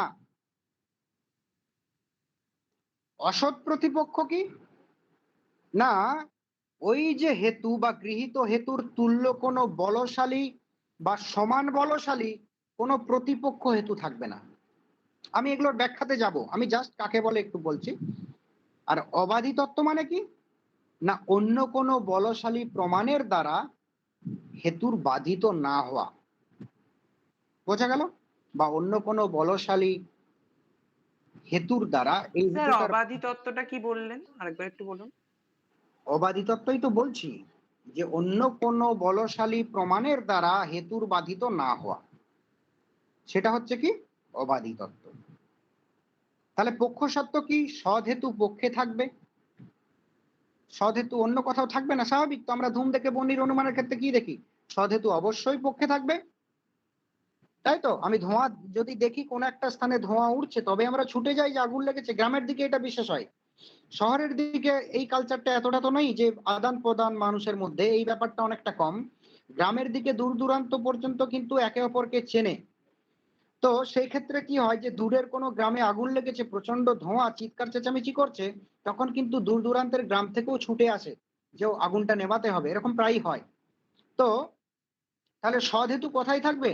পক্ষতেই থাকবে। ওই ধোঁয়াটা কোথায়? না ওই যে বাড়িটা আগুনটা লেগেছে। তাহলে এই ক্ষেত্রে পক্ষ কোনটা? ওই বাড়িটা। এটা হলো পক্ষ সত্য ধর্ম হেতু, সৎ হেতুর আর কি। সৎ হেতুর সপক্ষ সত্য ধর্ম কোনটা? না সৎ হেতু সপক্ষেই থাকবে। যেমন মহানস, যজ্ঞশালা, পাকশালা, এই সকল জায়গাতেই কিন্তু সৎ হেতু থাকবে। এরকম নয় যে ওই হ্রদে থাকবে, জলাশয়ে থাকবে। ওই যে উদাহরণটা দিলাম যে শীতকালে ধোঁয়া মনে হয় জলাশয়ের উপর, কিন্তু সেখানে কি আসলে আগুন থাকে না, থাকবে না। তার জন্যই বিপক্ষা সত্য ধর্ম সদহেতু, যে সদহেতু বিপক্ষে থাকবে না। কেননা জলাশয়টা হচ্ছে যে অগ্নির বা তোমার কি বলে মানে অগ্নি অবস্থান করতে পারে না, বা এখানে হেতু দিয়ে যেহেতু বলা হচ্ছে যে এখানে ধোঁয়া কখনো জলে থাকতে পারে না, বিপক্ষে থাকতে পারে না। বোঝা গেল? ধোঁয়া সবসময় কোথায় থাকবে না, অগ্নি যদি থাকে তাহলে ধোঁয়া থাকবে, জল ইত্যাদিতে থাকবে না। অসৎ প্রতিপক্ষ কি না, গৃহীত হেতুর অন্য তুল্য বা সমজাতীয় কোনো বলশালী প্রতিপক্ষ হেতু থাকবে না। যে এরকম যদি হয় কোন একটা বিষয় সম্পর্কে দুজন ব্যক্তির বাদানুবাদ হচ্ছে, এ একটা যুক্তি খাড়া করছে, ও একটা যুক্তি খাড়া করছে, দুটো যুক্তি সমান বলশালী, তাহলে কিন্তু হবে না। কেননা দুটো যুক্তি যদি দুজনের সমান বলশালী হয়, কেউ একটু কম কেউ একটু বেশি যদি না হয়, তাহলে তো কারো হার জিত হবে না, অমীমাংসিত হয়ে যাবে। বোঝা গেল? তার জন্য মানে সেরকম ভাবে এখানেও বলা হচ্ছে অসৎ প্রতিপক্ষ মানে কি না, গৃহীত হেতুর তুল্য কোনো বলশালী প্রতিপক্ষ হেতু থাকবে না। তাহলে কি সেখানে অনুমানটা নিশ্চিত ভাবে করা যাবে না, তো অনুমানটা 50-50 হয়ে থাকবে। তার জন্য এখানে এই অসৎ প্রতিপক্ষ নামক ধর্মটা হেতুর সদ হেতুর দেওয়া হয়েছে। অসৎ সদ হেতুর পঞ্চম বৈশিষ্ট্য কি, অবাধিতত্ব, যে অন্য কোনো প্রমাণের দ্বারা বাধিত হবে না, সেটা কি অবাধিত। বুঝতে পেরেছো? যদি কোনো বাধিত হয়ে যায় অন্য কোনো প্রমাণের দ্বারা, যেমন ধরো আমি ওই জলের উদাহরণটাই দিলাম যে ধোঁয়া উঠছে, ওটা তো বাধিত হয়ে যাবে অন্য কোনো প্রমাণের দ্বারা। যারা জানে তারা বলবে আরে শীতকালে ওটা লিন তাপের কারণে ওটা হয়, হ্যাঁ ওটা মনে হয় ধোঁয়া উঠছে কিন্তু ওটা ধোঁয়া নয়। তাহলে বলশালী প্রমাণের দ্বারা বাধিত হয়ে গেল, এখানে অনুমানটা ঠিক নয়, ঠিক হলো না। তাহলে জলের উপরে ধোঁয়া দেখে আমার আগুনের অনুমান হচ্ছে না, ঠিক হচ্ছে না। বোঝা গেল? তার জন্য সদহেতুর এই 5টি বৈশিষ্ট্য। তাহলে সদহেতু হতে গেলে এই 5টি বৈশিষ্ট্য থাকতেই হবে, তবেই সেটা কি হবে না, সৎ হেতু হবে। বোঝা গেল? সৎ হেতু হতে গেলে আমাদের এই 5টা বৈশিষ্ট্য হ্যাঁ স্যার। হবে। বোঝা গেল? তো যাই হোক, এরপর এই যে 5টা বৈশিষ্ট্য মধ্যে যদি কোনো বৈশিষ্ট্য যদি না থাকে কোনো হেতু, তাহলে সেটা কি হবে, সেটা হবে দুষ্ট হেতু। বোঝা গেল? বা হেত্যাভাস। অর্থাৎ যে হেতু সৎ নয়, অর্থাৎ এই 5টা বৈশিষ্ট্য যুক্ত নয়, এই 5টা বৈশিষ্ট্য সম্পন্ন নয়, এই পক্ষ সত্য, সপক্ষ সত্য, বিপক্ষা সত্য, অবাধি তত্ত্ব, অসৎ প্রতিপক্ষ নামক 5 প্রকার বৈশিষ্ট্য যুক্ত নয় যে হেতু তাকে বলা হচ্ছে কি অসৎ হেতু। আর এই 5 প্রকার বৈশিষ্ট্য যুক্ত যে হেতু তাকে বলা হচ্ছে সৎ হেতু। সৎ হেতু হলে আমার অনুমানে কোনো সমস্যা নেই, কিন্তু এই 5টা বৈশিষ্ট্য যুক্ত যদি না হয় কোনো হেতু, তাহলে সেই হেতুটা কি বলা হচ্ছে, হেতুটা সৎ নয়। এবং তাই হলো কি, তাই হলো হেত্যাভাস। প্রাথমিকভাবে এইটুকু বুঝতে পেরেছো কিনা বলো, তারপর আমরা আরো গভীরে ঢুকবো। হ্যাঁ স্যার, বুঝেছি আমি। হ্যাঁ দাদা বুঝেছি। Hello sir. এরপর হ্যালো হ্যাঁ বলো পায়েল, হ্যাঁ স্যার, বলো। স্বপক্ষ সত্য কি এরকম বলা যায় যে যেখানে যেখানে সাধ্য আছে সেখানে সেখানে সেখানে হেতু থাকবে, এরকম? যেখানে যেখানে সাধ্য আছে সেখানে সেখানে হেতু থাকবে, সেটা স্বপক্ষ সত্য। আর যেখানে যেখানে সাধ্যের অভাব সেখানে সেখানে হেতুর অভাব, সেটা বিপক্ষ সত্য। না, হবে না। যেখানে যেখানে সাধ্য আছে সেখানে সেখানে হেতু আছে, সপক্ষ সত্য তুমি কি করে বলবে?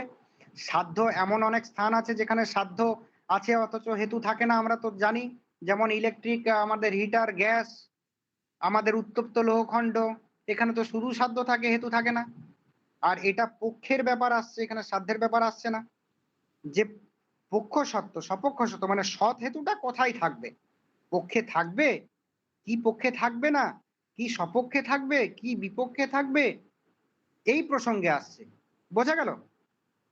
হ্যাঁ স্যার, আমি এরকম একটা কিছু জানতাম স্যার, তাই জন্য জিজ্ঞাসা করলাম। না না, যেটা জেনেছো হয়তো জানি না কিভাবে জেনেছো, তবে এখানে তুমি যেটা বললে ওটা ভুল, কেননা সপক্ষ সত্য যেখানে বলা হ্যাঁ, যায় যে মহানস যেখানে, সেখানে হ্যাঁ, সেখানে কিন্তু বর্ণিটাও আছে আবার ধূমটাও আছে, সপক্ষ সত্য। বল- তাহলে তোমার বলাটা ভুল হয়েছে। যেখানে যেখানে তুমি এরকম বলতে পারো কি, না এরকম তো বলতে পারো না, যে পক্ষে হেতুর বর্তমানতা, এরকম বলতে পারো। পক্ষে, হ্যাঁ, হেতু থাকবে বা পক্ষে হেতুর বর্তমানতা এরকম বলতে পারো, কিন্তু যেখানে যেখানে সাধ্য থাকবে সেখানে সেখানে হেতু থাকবে এটা বলতে পারো না। এটা একেবারে ভুল কথা, রং কথা। হ্যাঁ, যে এটা ব্যাপ্তির বিপরীত। যেখানে যেখানে হেতু থাকবে সাধ্য থাকবে সেটা বলতে পারবে। তো সহজ কথায় কি, পক্ষে যদি সদ হেতু থাকে পক্ষ সত্য, যদি সপক্ষে থাকে মহানস ইত্যাদিতে তাহলে সপক্ষ সত্য, বিপক্ষে থাকবে না বিপক্ষা সত্য, মানে জলাভূমি ইত্যাদিতে থাকবে না। অসৎ প্রতিপক্ষ অন্য কোনো বলশালী মানে কোনো প্রতিপক্ষ হেতু থাকবে না। আর অবাধিতত্ব অন্য কোনো বলশালী প্রমাণের দ্বারা বাধিত হবে না, খণ্ডিত হবে না, তাই তো? তবে সেটা সদ হেতু। হ্যাঁ যাই স্যার। হোক, এরপর আমরা আহ তাহলে এতক্ষণ পর্যন্ত যেটা প্রাথমিকভাবে বুঝতে পারলাম যে এই 5টি বৈশিষ্ট্য সম্পন্ন বৈশিষ্ট্যযুক্ত হেতু হলো কি সদহেতু, এবং এর কোনো হেতুর মধ্যে যদি এগুলোর কোনো একটি না থাকে, তাই তো, বা এগুলি কোনো হেতুর মধ্যে যদি না থাকে তাহলে সেটি হচ্ছে দুষ্ট হেতু বা অসৎ হেতু, এবং সেটাই হেত্যাভাস। এইটুকু আমরা পড়েছি। এখানে দুটো কথা মনে রেখে দিতে হবে তোমাদের, শুধুমাত্র দুটো কথা এই প্রসঙ্গে। আর আমি প্রথমেই বলেছি যে হেত্যাভাস অনেকে মনে করে যে খুব কঠিন, এই সেই কিছু নয়। আমি যেমন যেমন বলছি ঠিক তেমন তেমন মনে রাখবে, বেশি মনে রাখার দরকার নেই, দেখবে হেত্যাভাস একদম জলজল করছে। আর আমি একটা হ্যান্ড আউট দিয়ে দেবো, যেমন পড়াচ্ছি সেইভাবেই আমি দেব। যাই হোক, এখানে দুটো কথা মনে রাখতে হবে। দুটো কথা কেমন না, একটা হচ্ছে কেবলান্বয়ী অনুমান স্থল এবং কেবল ব্যতিরেকী অনুমান স্থল। না, আমরা কি বলেছি এতক্ষণ পর্যন্ত, যে এই 5টা বৈশিষ্ট্য যে হেতুতে থাকবে সেটা সৎ হেতু, আর যদি কোনো একটা বা দুটো বা এই বৈশিষ্ট্যগুলো না থাকে তাহলে সেটা অসৎ হেতু, এবং সেটা হচ্ছে হেত্যাভাস। এরপর আমাদের দুটো অনুমান স্থলে একটু কথা আমাদের মনে রাখতে হবে, যে কেবলান্বয়ী অনুমান স্থলে সপক্ষ থাকে না, কেবলান্বয়ী যেখানে শুধু অন্যই দৃষ্টান্তই থাকে সেখানে সপক্ষ না থাকায়, এবং কেবল ব্যতিরেকী অনুমানে কি বিপক্ষ না থাকায় তাদেরকে কি করতে হবে না, যথাক্রমে সপক্ষ সত্য এবং বিপক্ষা সত্যকে বাদ দিয়ে অন্য 4টি ধর্মকেই সদ হেতুর লক্ষণ করতে হবে। মানে কি বললাম, কেবলান্বয়ী অনুমান স্থলে সদ হেতুর বৈশিষ্ট্য কোন 4টে হবে, মানে 5টা হবে না, যেহেতু সপক্ষ সেক্ষেত্রে থাকে না। আর কেবল ব্যতিরেকেতে যেহেতু বিপক্ষ থাকে না, সেহেতু কেবলান্বয়ী অনুমানে 5টা সদহেতুর বৈশিষ্ট্য হবে না, সপক্ষ না থাকায় 4টে হবে। আর কেবল ব্যতিরেকী অনুমানেও কিন্তু সদহেতুর বৈশিষ্ট্য 4টে হবে, 5টা হবে না, তাই তো? তাহলে কেবলান্বয়ী ক্ষেত্রে কি কি হবে না, পক্ষ সত্য, বিপক্ষা সত্য, অবাধিতত্ব এবং অসৎ প্রতিপক্ষ। আর কেবল ব্যতিরেকী অনুমানে সদহেতুর বৈশিষ্ট্য কি হবে না, তোমার পক্ষ সত্য, সপক্ষ সত্য, অবাধিতত্ব এবং অসৎ প্রতিপক্ষ। এই জিনিসটা বুঝতে পারলে কিনা বলো? হ্যাঁ স্যার, অর্থাৎ, বোঝা গেছে। হ্যাঁ, অর্থাৎ যে হেতুতে যে ধর্ম থাকলে সদ হেতু হয়, যদি সেই সকল ধর্মের কোনোটির অভাব হয় তাহলে সেই হেতুকে বলা হবে হেত্যাভাস। সহজ কথায়, যে যে হেতুতে যে যে ধর্ম থাকলে সৎ হেতু হয়, যদি সেই সকল ধর্মের কোনো একটির অভাব হয় তাহলে সেটিকে বলা হচ্ছে কি হেত্যাভাস। বোঝা গেছে? যাই হোক, আমরা হেত্যাভাস কাকে বলে মোটামুটি বুঝতে পেরেছি খুব সাধারণভাবে। এরপর আমরা যাব কি না, হেত্যাভাসের লক্ষণে যাব। কেউ কেউ বলে যে হেত্যাভাস মানে কি হেতুর দোষ, আবার কেউ কেউ বলে হেত্যাভাস মানে কি দুষ্ট হেতু। বোঝা গেল আমি কি বলছি? যে কেউ কেউ বলে হেত্যাভাস মানে কি হেতুর দোষ, আর কেউ কেউ বলে হেত্যাভাস মানে দুষ্ট হেতু বা দোষ বিশিষ্ট হেতু। তাহলে যারা বলে হেত্যাভাস মানে হেতুর দোষ, তারা হেত্যাভাসের সংজ্ঞাতে কি বলেন না হেতো আভাসা হেত্যাভাষা, হেতো আভাসা হেত্যাভাষা, যা প্রকৃত হেতু নয়, হেতুর আভাস মাত্র, তাই হেত্যাভাস। যারা বলে হেত্যাভাস মানে হেতুর দোষ, তারা কি বলে না হেতো আভাসা হেত্যাভাষা, মানে যা প্রকৃত হেতু নয়, হেতুর আভাস মাত্র, তাই হেত্যাভাস। তাই তো? আর যারা বলে দোষ বিশিষ্ট হেতু বা দুষ্ট হেতু হেত্যাভাস মানে, তারা কি বলে না হেতুবদ অভ্যাসান্তে যেতে হেত্যাভাষা, হেতুবদ অভ্যাসান্তে যেতে হেত্যাভাষা। অর্থাৎ কি, বস্তুত যাতে হেতু ধর্মগুলো নেই কিন্তু হেতু বলে মনে হয়, মানে বস্তুত যেটা নেই তাকে আছে বলে মনে হয়। আমরা এতেও পড়েছি অদ্বৈত বেদান্তে ভ্রম, তাই তো? তো সেই দিক থেকেই তো যে বস্তুত হেতু বলে মনে হয় কিন্তু হেতু ধর্মগুলো নেই, তাকে কি বলা হয়, তাকে বলা হয় হেত্যাভাস। অর্থাৎ কি, বস্তুত যাতে হেতু ধর্মগুলো নেই কিন্তু হেতু বলে মনে হয়, তাই হলো হেত্যাভাস। তাহলে এই যে এটা একটু লিখে রাখবে যে এই যে দোষ বিশিষ্ট হেতু বা দুষ্ট হেতু, হেত্যাভাসকে বলছে দোষ বিশিষ্ট হেতু বা দুষ্ট হেতু। লাস্ট যে সংজ্ঞাটা বললাম যে হেতুবৎ অভ্যাসন্তে যেতে হেত্যাভাসা, অর্থাৎ বস্তুত যাতে হেতু ধর্মগুলো নেই কিন্তু হেতু বলে মনে হয় তাই হেত্যাভাস। এটা কাদের মত? একটু আস্তে আস্তে বলুন, কোনটা হেতুবৎ লিখবো? হেতুবৎ অভ্যাসন্তে যেতে হেত্যাভাসা।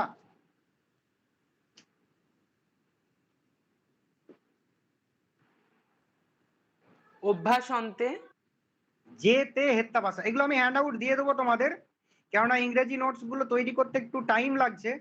তো তার সঙ্গে সঙ্গে যদি আমি একটা হ্যান্ড আউট দিয়ে দিই তোমাদের খুব কাজে লাগবে। হ্যাঁ, তো আমি এগুলো সব দিয়ে দেবো, যতটা পাচ্ছ লিখো। যে এটা কাদের মত? এটা প্রাচীন নৈয়িকদের মত, এটা প্রাচীন নৈয়িকদের মত। আর ওই যে প্রথমে যেটা বললাম হেতুর দোষ, হেতো আভাসা হেত্যাভাসা, ওটা এবং এটা, এই যেটা বললাম প্রাচীন নৈয়িকদের মত, দ্বিতীয় যে মতটা, এই দুটো মত কি কিন্তু নব্য নৈয়িকরা স্বীকার করছেন। নব্য নৈয়িকরা কি স্বীকার করছেন? দুটো কি স্বীকার করছেন। আর প্রাচীনরা স্বীকার করছেন কি এই মতটা, যে হেত্যাভাসের অর্থ হলো হেতুবৎ অভ্যাসান্তে যেতে হেত্যাভাসা, অর্থাৎ বস্তুত যাতে হেতু ধর্মগুলো নেই কিন্তু হেতু বলে মনে হয় তাই হেত্যাভাস। এটা প্রাচীনদের মত। কিন্তু এই প্রাচীনরা যেটা মানে এবং ওই হেতুর দোষ অর্থে যেটা বলা হয়েছে হেত্যাভাস, এই দুটো কি নব্য নৈয়িকরা কিন্তু এই দুটো কি হেত্যাভাস এর সংজ্ঞা বলছেন বা হেত্যাভাস অর্থে গ্রহণ করছেন। বোঝা গেল? তাহলে আমি হেতুর দোষই বলি না কেন আর দোষ বিশিষ্ট হেতুই বলি না কেন, হেতুর দোষই বলি না কেন আর দোষ বিশিষ্ট হেতুই বলি না কেন বা দুষ্ট হেতুই বলি না কেন, মোট কথা হচ্ছে কি হেত্যাভাস মানে না যাতে বা যে হেতুতে যে যে ধর্ম থাকলে সদহেতু হয়, যদি সেই সকল ধর্মের কোনোটির অভাব হয় তাহলে সেটিকে সেই হেতুকে বলা হচ্ছে হেত্যাভাস। এটা হচ্ছে মোদ্দা কথা। বোঝা গেল কিনা?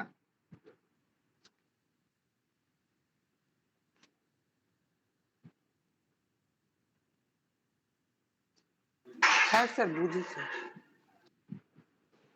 যাই হোক, এখানে আমি একটা কথা বলে দিয়েছি যেটার খুব একটা প্রয়োজন নেই, অন্নম ভট্টের এটা আমি তুলে নিয়েছি এখানে। তো তোমাদের যে অন্নম ভট্ট একটা হেত্যাভাসের লক্ষণ দিয়েছেন যে অনুমিতি প্রতিবন্ধক যথার্থ জ্ঞান বিষয়ত্বং হেত্যাভাসম, অনুমিতি প্রতিবন্ধক যথার্থ জ্ঞান বিষয়ত্বম হেত্যাভাসম, মানে যে যথার্থ জ্ঞান অনুমিতির প্রতিবন্ধক হয় সেই যথার্থ জ্ঞানের বিষয়কে বলা হয় হেত্যাভাস।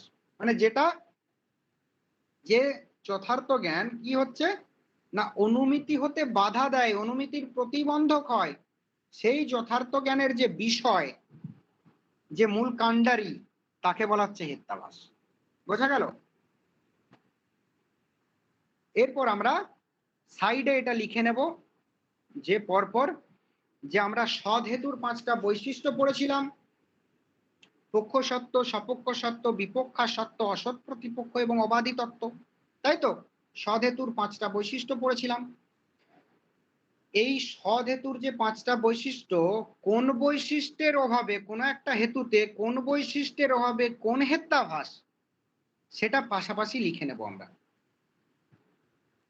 বুঝতে পেরেছি কথাগুলো? হ্যাঁ স্যার বুঝেছি। হ্যাঁ দাদা। স্যার সেটা পরপর আগের দিনই তো লিখেছিলাম। এটা লিখেছিলে পক্ষ সত্যের হবে অসিদ্ধ। হ্যাঁ, আগের দিন আপনি বলেছিলেন লিখেছিলাম, তখন বলেছিলেন পরপর পক্ষ সত্য, অসিদ্ধ, সপক্ষ সত্য, আচ্ছা, বিরুদ্ধ, আচ্ছা, আচ্ছা, বিপক্ষ। আচ্ছা, তাহলে ঠিক আছে ঠিক আছে, ওটা বলে দিয়েছিলাম ওই প্রসঙ্গে, যেহেতু ওটার আলোচনা এসেছিল।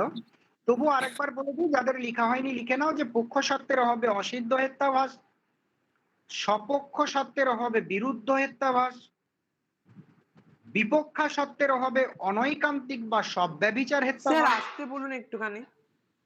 পক্ষ সত্যের হবে অসিদ্ধ হেত্যাভাস। বাঁদিক ডান দিক করে লিখে নাও, পক্ষ সত্য, ডান দিকে লিখো অসিদ্ধ। অভাবটা ডট ডট ডট দিয়ে দাও প্রত্যেকটাতে।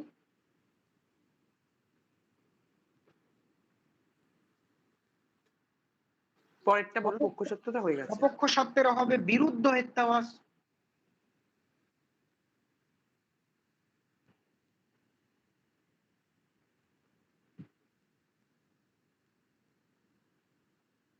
বিপক্ষা সত্যের হবে অনৈকান্তিক বা সব্যভিচার হেত্যাভাস,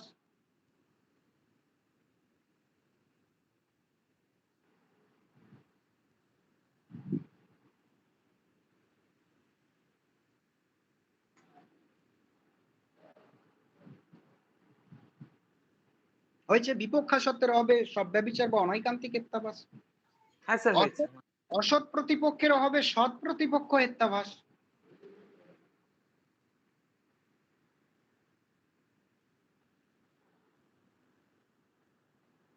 আর অবাধি তত্ত্বের হবে বাধিত হেত্যাভাস। আর কি? অবাধি তত্ত্বের হবে বাধিত হেত্যাভাস।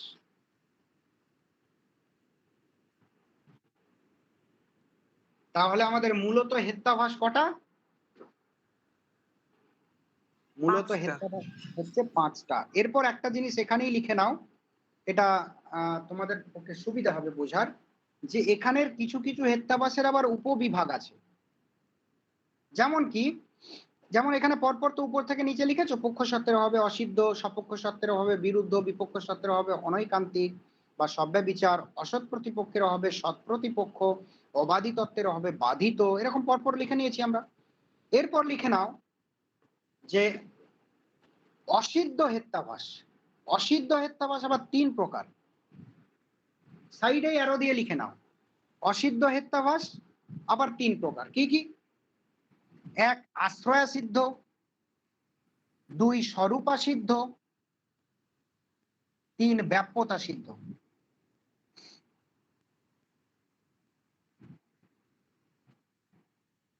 আশ্রয়া সিদ্ধ, 2 স্বরূপা সিদ্ধ, 3 ব্যাপ্যতা সিদ্ধ।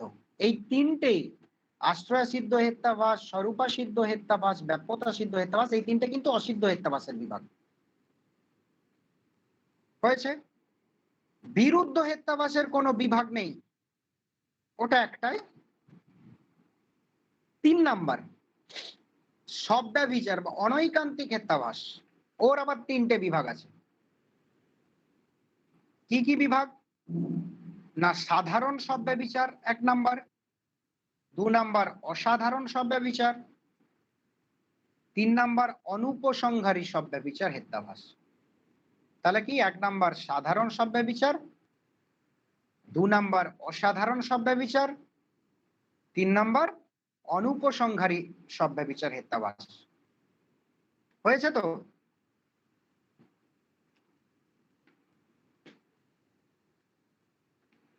হ্যাঁ স্যার হয়ে গেছে। হয়েছে। এরপর আমরা যে আরো দুটো পাচ্ছি, বাধিত বা কালাদিত হেত্যাভাস এবং সৎ প্রতিপক্ষ হেত্যাভাস, ওর কোনো বিভাগ নেই। তাহলে আমি হেত্যাভাস মোট কত প্রকারের পেলাম? 9 প্রকার। 9 প্রকার হেত্যাভাস আমরা পেলাম, তাই তো? যাই হোক, আমরা এরপর আস্তে আস্তে এক একটা করে হেত্তাবাস আলোচনা করব। আর আমার কাছে কিছু হেত্তাবাস আমি ইয়ার ওয়াইজ যেগুলো পড়েছিল সম্ভবত সেগুলোই আছে। আরো কিছু হেত্তাবাস আছে তোমাদের অপর একটা ক্লাসে বিভিন্ন হেত্তাভাস শুধু আলোচনা করে দেব। মানে এটাতে শুধু আমি কাকে বলে উদাহরণ, কোনটার সঙ্গে কি পার্থক্য, এগুলো ক্লিয়ার হবে। আজকে তো অত টাইম পাওয়া যাবে না। আরেকটা ক্লাসে তোমাদের করব অনেক অনেক বিভিন্ন জায়গা থেকে বই থেকে সংগ্রহ করা আছে বিভিন্ন হেত্তাভাস আলোচনার মতো করে, তোমাদের যাতে সহজে সবার মাথায় থেকে যায় সেই জন্য একটা ক্লাস থাকবে।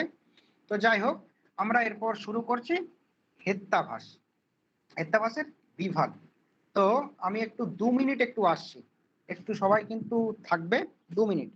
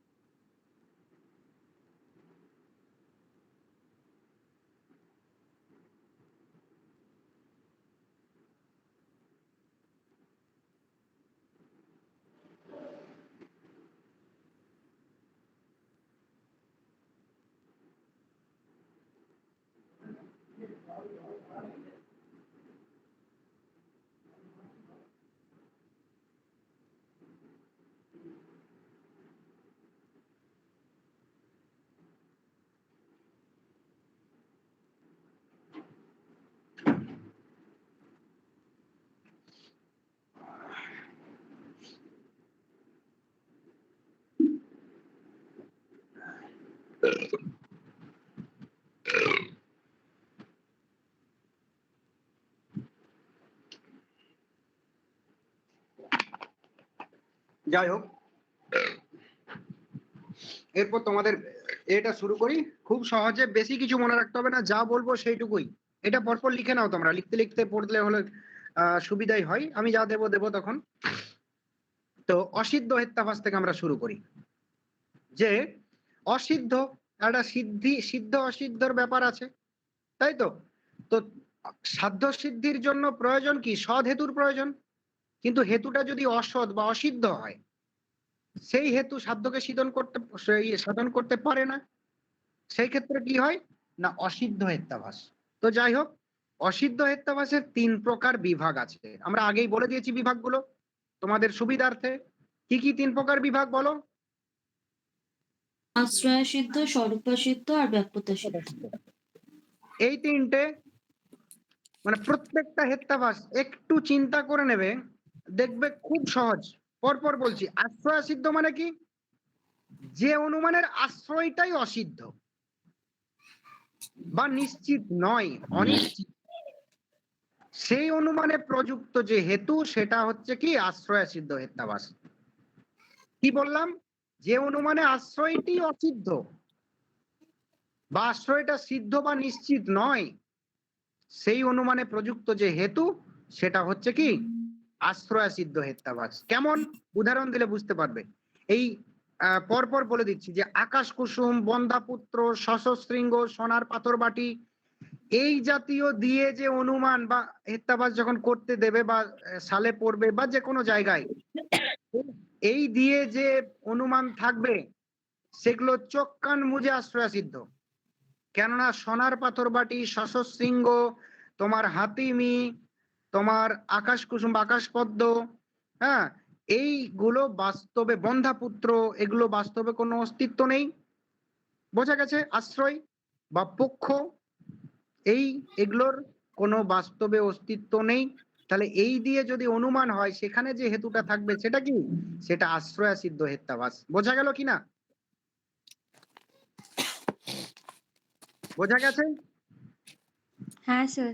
যে অনুমানে হ্যাঁ স্যার, আশ্রয়টা বুঝেছি। অসিদ্ধ, সহজ কথায় আশ্রয়টা বাস্তবে নেই, বাস্তবে থাকতে পারে না, বাস্তবে থাকে না, অবাস্তব, সেই অনুমানটার যে হেতু সেটা কি আশ্রয় সিদ্ধ হেত্যাভাস। মানে যখন হেত্যাভাস করতে দেবে বা নেটে পড়বে, যেখানে আকাশ কুসুম, বন্ধাপুত্র, সশস্ত্রিঙ্গ, সোনার পাথর বাটি, হাতিমি এই দিয়ে যদি থাকে তাহলে চোখ কান মুজে আশ্রয় সিদ্ধ। কেননা আশ্রয়টাই অসিদ্ধ যার।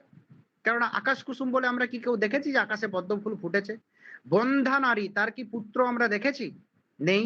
সশস্ত্রিঙ্গ, খরগোশের শৃঙ্গ, সিং আমরা কখনো দেখেছি খরগোশের? দেখিনি।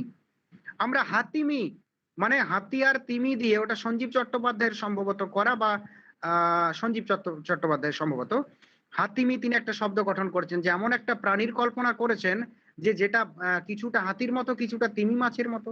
এরকম তো কোনো প্রাণী বাস্তবে নেই, তাই তো? সোনার পাথর বাটি বলে কিছু হয় না, পাথর বাটি হতে পারে, আবার সোনার বাটি হতে পারে, সোনার পাথর বাটি বলে কিছু হয় না। তাহলে এই সকলগুলোই অলিক।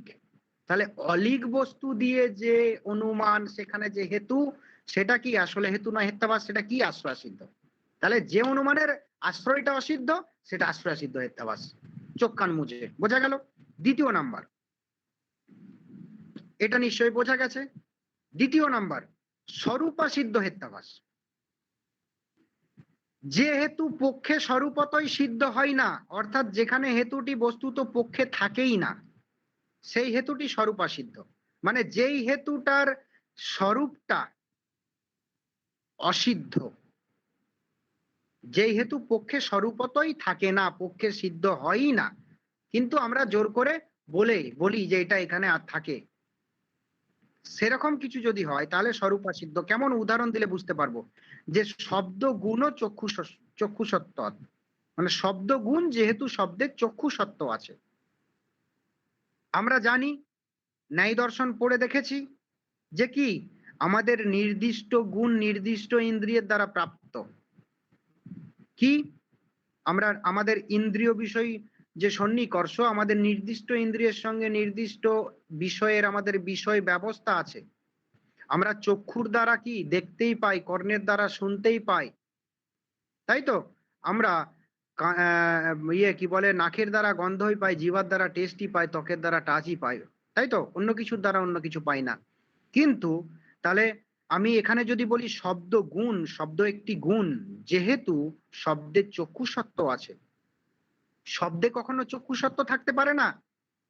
বোঝা গেছে? শব্দে চক্ষু সত্য কি করে থাকবে? চক্ষু সত্য কোথায় থাকবে? রূপ। রূপে থাকবে, দৃশ্যে থাকবে। বোঝা গেল? দৃশ্য, আর শব্দ তো কর্ণে থাকবে না। তাহলে এখানে কি হচ্ছে, যে আমি বললাম কি, যেহেতু পক্ষে স্বরূপতই সিদ্ধ হয় না, যেখানে হেতুটি বস্তুত পক্ষে থাকে না, এই চক্ষু সত্য, এটা কি, এটা কখনো শব্দে থাকতে পারে না, তাই তো? বোঝা গেল? এটা চক্ষু সত্য কোথায় থাকবে? চক্ষু সত্য ধর্মটি কোথায় থাকবে? রূপে। তাই তো? রূপে থাকবে। এরপর ব্যাপ্যতা সিদ্ধ, মানে এটা আমরা বুঝতে পারলাম তো, যেখানে স্বরূপটাই অসিদ্ধ, মানে যেটা যেখানে থাকতে পারে না, আমরা যদি সেখানে থাকে এরকম যদি বলে দিই তাহলে সেটা স্বরূপা সিদ্ধ। আর যেটার পুরোটাই মানে পক্ষটাই অসিদ্ধ, অলিক, কল্পনা মাত্র, সেটা আশ্রয়া সিদ্ধ। আর যেটা স্বরূপটাই অসিদ্ধ সেটা স্বরূপা সিদ্ধ। ব্যাপ্যতা সিদ্ধ কোনটা? ব্যাপ্যতা সিদ্ধ মানে যেখানে হেতু এবং সাধ্যের সম্পর্কটা উপাধি নির্ভর। মানে ব্যাপক সম্পর্কটা আমরা জানি তো কি, অনৌপাধিক হতে হবে। ব্যাপ্তির ক্ষেত্রে, অনুমানের ক্ষেত্রে যে ব্যাপ্তি লাগে, সেই ব্যাপক সম্পর্কটা অর্থাৎ ব্যাপ্তিটা অনৌপাধিক হতে হবে, নিয়ত সহচার সম্পর্ক হতে হবে, অনৌপাধিক হতে হবে। কিন্তু সেটা যদি উপাধি নির্ভর হয়ে থাকে তখন সেই অনুমানের যে হেতু সেটা হচ্ছে ব্যাপ্যতা সিদ্ধ হেত্যাভাস। কেমন? যে পর্বত ধূমযুক্ত যেহেতু তা বহ্নিযুক্ত।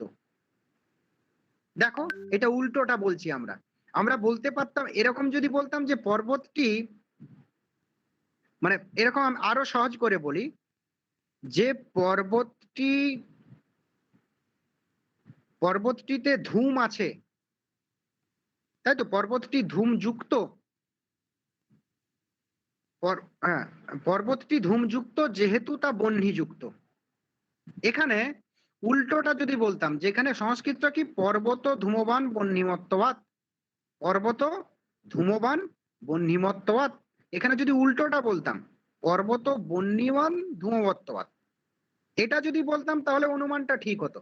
কেন নাকি ধূম এবং বহ্নির সম্পর্কটা ব্যাপ্তিটা ঠিকঠাক, কিন্তু বহ্নি এবং ধূমের সম্পর্কটা কিন্তু উপাধি নির্ভর।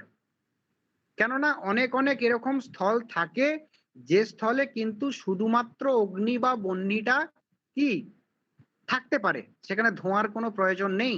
যেমন উত্তপ্ত লৌহখণ্ড বলেছি, যেমন গ্যাস বলেছি, ইলেকট্রিক হিটার বলেছি, ফিলামেন্ট। হ্যাঁ ফিলামেন্ট, ওই তো ফিলামেন্ট। এই ক্ষেত্রে কিন্তু শুধুমাত্র অগ্নিটাই থাকে, বহ্নি থাকে না। তাহলে অগ্নি এবং তোমার ধূমের সম্পর্কটা ব্যাপ্তির সম্পর্ক নয়, তাই তো? আমার ধূম এবং অগ্নির সম্পর্কটা ব্যাপ্তির সম্পর্ক, বোঝা গেছে? কিন্তু আমরা যদি উল্টোটা করে দিই তখন সেখানে কি হবে, ব্যাপ্যতা সিদ্ধ, মানে উপাধি নির্ভর। যে আগুন এমনিতে থাকতে পারে, আগুন এমনিতে থাকতে পারে, যে এরকম ম্যান্ডেটরি নয়, যে আবশ্যিক নয় যে আগুনে ধোঁয়া থাকাটা। আগুনে ধোঁয়া কখন থাকে, যদি শুকনো কাঠ হয়, শুকনো কাঠ হয় তাহলে দেখবে সেখানে কোনো ধোঁয়া উৎপন্ন হচ্ছে না। কিন্তু যদি ভিজে কাঠে আমরা আগুন দিই, অগ্নি সংযোগ করি, তখন দেখবে ধোঁয়া উঠছে। বোঝা গেছে? তাহলে যে অনুমানের ব্যাপক সম্পর্কটা বা হেতু সাধ্যের সম্পর্কটা উপাধি নির্ভর, সেটা হলো ব্যাপ্যতা সিদ্ধ হেত্যাবাস, পর্বত ধূমবান বহ্নিমত্তবাৎ। বোঝা গেছে? তাহলে আবার বলছি, অসিদ্ধ হেত্যাবাস 3 প্রকার। প্রথমে যার আশ্রয়টাই অসিদ্ধ, অলিক, আকাশ কুসুম বন্ধ্যাপুত্র ইত্যাদি, সেটা হচ্ছে কি আশ্রয় সিদ্ধ হেত্যাবাস। স্বরূপা সিদ্ধ হেত্যাবাস কোনটা, যার স্বরূপটাই অসিদ্ধ, মানে যেহেতু পক্ষে স্বরূপতই সিদ্ধ হয় না, যেহেতু স্বরূপত পক্ষে থাকতে পারে না, সেক্ষেত্রে কি হবে, সেই দিয়ে যদি আমরা অনুমান করি সেই ক্ষেত্রে সেটা কি হবে, স্বরূপা সিদ্ধ। যেমন শব্দগুণ ও চক্ষুসত্ত্ব, শব্দগুণ যেহেতু শব্দে চক্ষুসত্ত্ব আছে। তৃতীয় ব্যাপ্যতা সিদ্ধ, যে হেতুর সঙ্গে সাধ্যের সম্পর্কটা উপাধি নির্ভর, সেটা হলো ব্যাপ্যতা সিদ্ধ। কি, পর্বত ধূমবান বহ্নিমত্তবাৎ। এটা যদি উল্টো হতো তাহলে এটা সঠিক অনুমান, যে পর্বত বহ্নিমান ধূমবত্তবাৎ, এটা যদি হতো তাহলে ঠিকঠাক হতো। কিন্তু পর্বত ধূমবান বহ্নিমত্তবাৎ এটা কি, এটা ব্যাপ্যতা সিদ্ধ হয়ে গেছে। এরপর আমরা আসছি বিরুদ্ধ। এটা আরো সোজা। বিরুদ্ধ হেত্যাবাস কি, একটা সংজ্ঞা লিখে নাও, কিছু জায়গায় কিছু সংজ্ঞা লিখেন, যেটা বলবো লিখে নেবে। সেই সংজ্ঞাটা যদি মনে থাকে সারা জীবন ওই হেত্যাবাস কখনো সমস্যা হবে না। সাধ্যা ভাব ব্যাপ্ত হেতু বিরুদ্ধ, সাধ্যা ভাব ব্যাপ্ত হেতু বিরুদ্ধ, সাধ্যা ভাব ব্যাপ্ত হেতু বিরুদ্ধ। হয়েছে?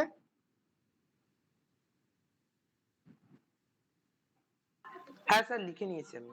সাধ্যা ভাব ব্যাপ্ত হেতু বিরুদ্ধ। কোন সাধ্য সাধনের জন্য, কোন অনুমান মানে কি সাধ্য সাধন, সেই কোন অনুমানের সাধ্য সাধনের জন্য যদি এমন কোন হেতুর প্রয়োগ করা হয় যে হেতুটি সাধ্যের ব্যাপ্য হওয়ার পরিবর্তে সাধ্যা ভাবের ব্যাপ্য, মানে যে হেতুটি সেটা আস্তে আস্তে বলুন, এটা আবার আসতে বলবো, ঠিক আছে।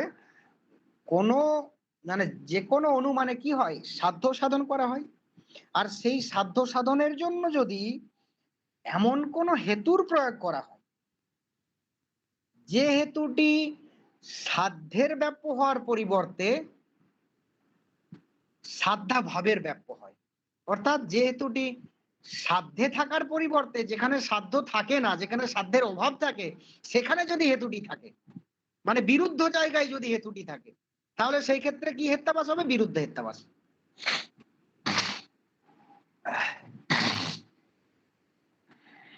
উদাহরণটা দিলে বুঝতে পারবে। যে শব্দ নিত্য যেহেতু শব্দ উৎপত্তিশীল, শব্দ নিত্য যেহেতু শব্দ উৎপত্তিশীল,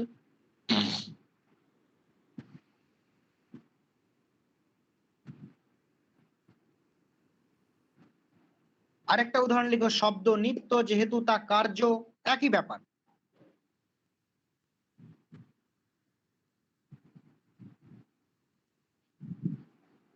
শব্দ নিত্য যেহেতু শব্দ উৎপত্তিশীল আর শব্দ নিত্য যেহেতু তা কার্য, দুটো উদাহরণ দিলাম। এটার ক্ষেত্রে এই দুটোই পড়ে বিভিন্ন ক্ষেত্রে সচরাচর। তো বিরুদ্ধ হেত্যাভাস কি করে হচ্ছে, আমরা কি বললাম সংজ্ঞাটা আবার যাই, যে সাধ্য সাধনের জন্য যে হেতু প্রয়োগ করা হয় সেই হেতুটি সাধ্যের ব্যাপ্য হওয়ার পরিবর্তে সাধ্যা ভাবের যদি ব্যাপ্য হয়, অর্থাৎ সেই হেতুটি সাধ্যে থাকার পরিবর্তে সাধ্যের অভাবে যদি থাকে হেতুটি, তাহলে সেটা কি, সেটা বিরুদ্ধ হেত্যাভাস। মানে কি, যেখানে থাকার জায়গা মানে দরকার, যে স্থানে থাকা দরকার সে স্থানে না থেকে তার বিরুদ্ধ অপোজিট স্থলে যদি থাকে তাহলে সেটা বিরুদ্ধ হেত্যাভাস। যেমন শব্দ নিত্য যেহেতু শব্দ উৎপত্তিশীল, শব্দ নিত্য যেহেতু তা কার্য। দেখো নিত্য মানে কি, নিত্য মানে উৎপত্তি বিনাশ রহিত, যার উৎপত্তি নেই এবং যার বিনাশ নেই তা হলো নিত্য পদার্থ। আবার এখানে বলা হয়েছে উৎপত্তিশীল বা কার্য, তাহলে উৎপত্তিশীল এবং নিত্য পরস্পর বিরুদ্ধ কিনা, বুঝতে পেরেছো কিনা? হ্যাঁ স্যার, হ্যাঁ স্যার উৎপত্তিশীল এবং নিত্য দুটো পরস্পর বিরুদ্ধ কিনা? শব্দ নিত্য যেহেতু শব্দ উৎপত্তিশীল, তাহলে এটা এখানে বিরুদ্ধ ভাব আসছে কিনা?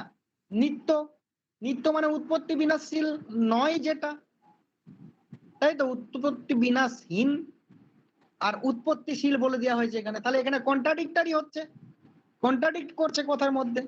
শব্দ নিত্য যেহেতু তা কার্য, এখানেও তাই। কার্য মানে কি, কার্য মানে উৎপত্তিশীল, কাজ যে কোনো কার্য মানেই কোনো না কোনো কিছু থেকে উৎপন্ন হয়, তাই তো, উৎপত্তিশীল পদার্থ। কার্য পদার্থ মানে কি, অনিত্য পদার্থ, তাই তো। তাহলে নিত্য এবং কার্য কন্ট্রাডিক্ট করছে কিনা? করছে। তাহলে নিত্য এবং কার্য বা নিত্য এবং উৎপত্তিশীল পরস্পর বিরুদ্ধ, তাই তো। তার জন্য এখানে কি হেত্যাভাস? বিরুদ্ধ হেত্যাভাস। বোঝা গেছে কিনা? হ্যাঁ স্যার, বুঝতে পেরেছি আমি। তাহলে আমরা এতক্ষণ পর্যন্ত পড়লাম কি, অসিদ্ধ হেত্যাভাস তিনটে। আশ্রয় সিদ্ধ, একেবারে সহজ কথাই যে আশ্রয়টাই অসিদ্ধ, যেটা অলিক বস্তু দিয়ে যখন আমি অনুমানটা করব, পক্ষগুলো যখন অলিক, তখন যেমন আকাশ কুসুম বন্দাপুত্র শশর সিংহ সোনার পাত্র বাটি, এই সকল দিয়ে যা পাবো সব আশ্রয় সিদ্ধ হেত্যাভাস। স্বরূপা সিদ্ধ মানে যেহেতু পক্ষে স্বরূপতই থাকে না সেই হেতু দিয়ে যদি আমি অনুমান করি তখন সেটা স্বরূপত সিদ্ধ।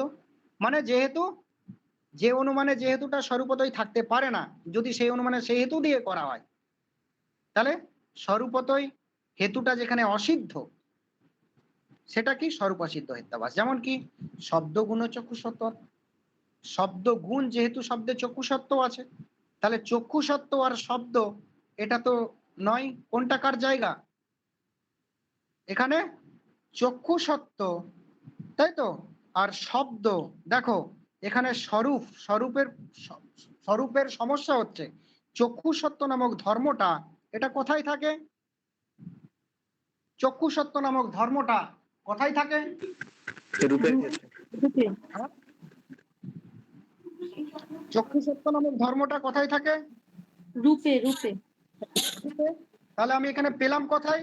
এখানে আমার বলা হয়েছে কি, এখানে বলা হয়েছে শব্দ, শব্দ কখনো শব্দ চক্ষুসত্ত্ব দুটো কি, এইটা শব্দ চক্ষুসত্ত্বে থাকতে পারে না, তাই তো। হ্যাঁ স্যার।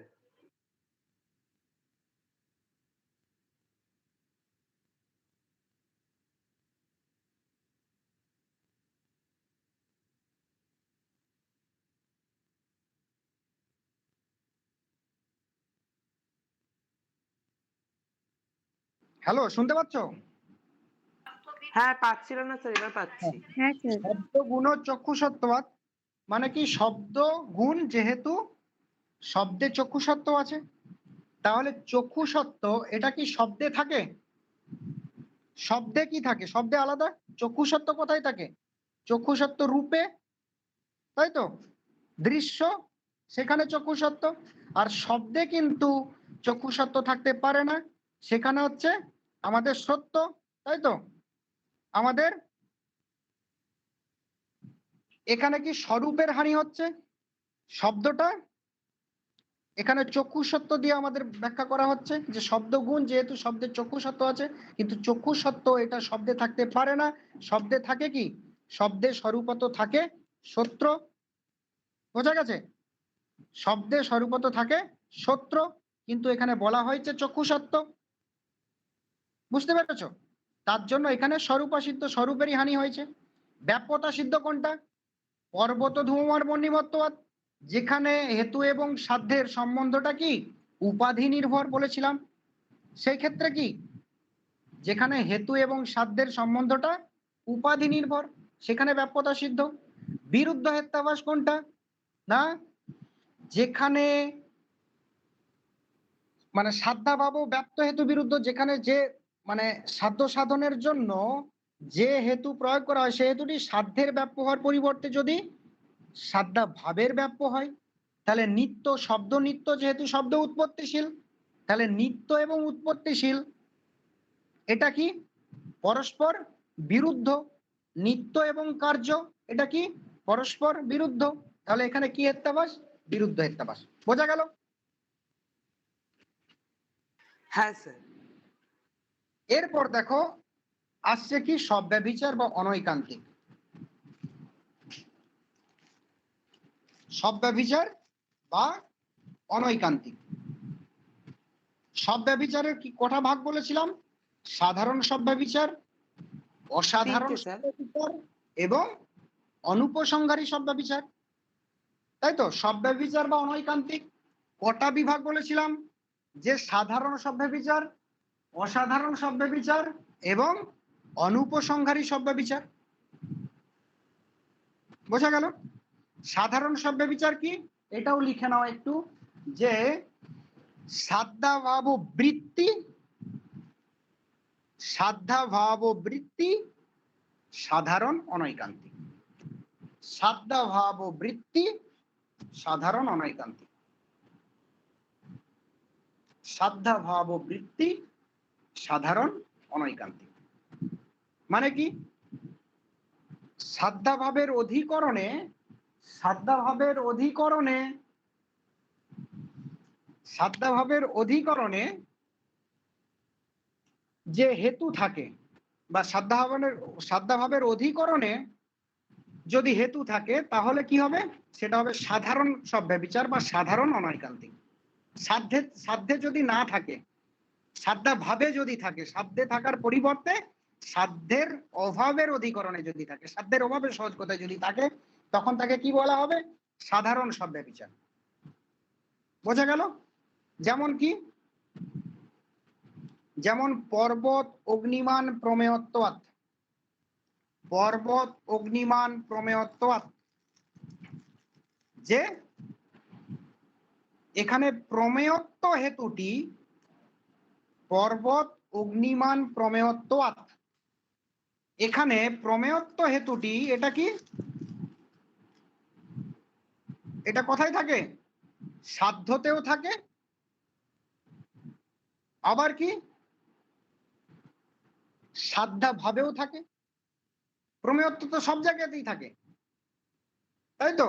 পর্বত অগ্নিমান প্রমেয়ত্বাৎ, যে পর্বতে অগ্নি আছে, এরকম যদি আমি বাংলায় বলি যে পর্বতে অগ্নি আছে, যেহেতু পর্বতে প্রমেয়ত্ব আছে, তাহলে এখানে দোষ ঘটছে, সাধারণ সব্যভিচার ঘটছে কেন? সাধারণ সব্যভিচারের সংজ্ঞাতে আমি আবার বলছি যে কি বলেছিলাম?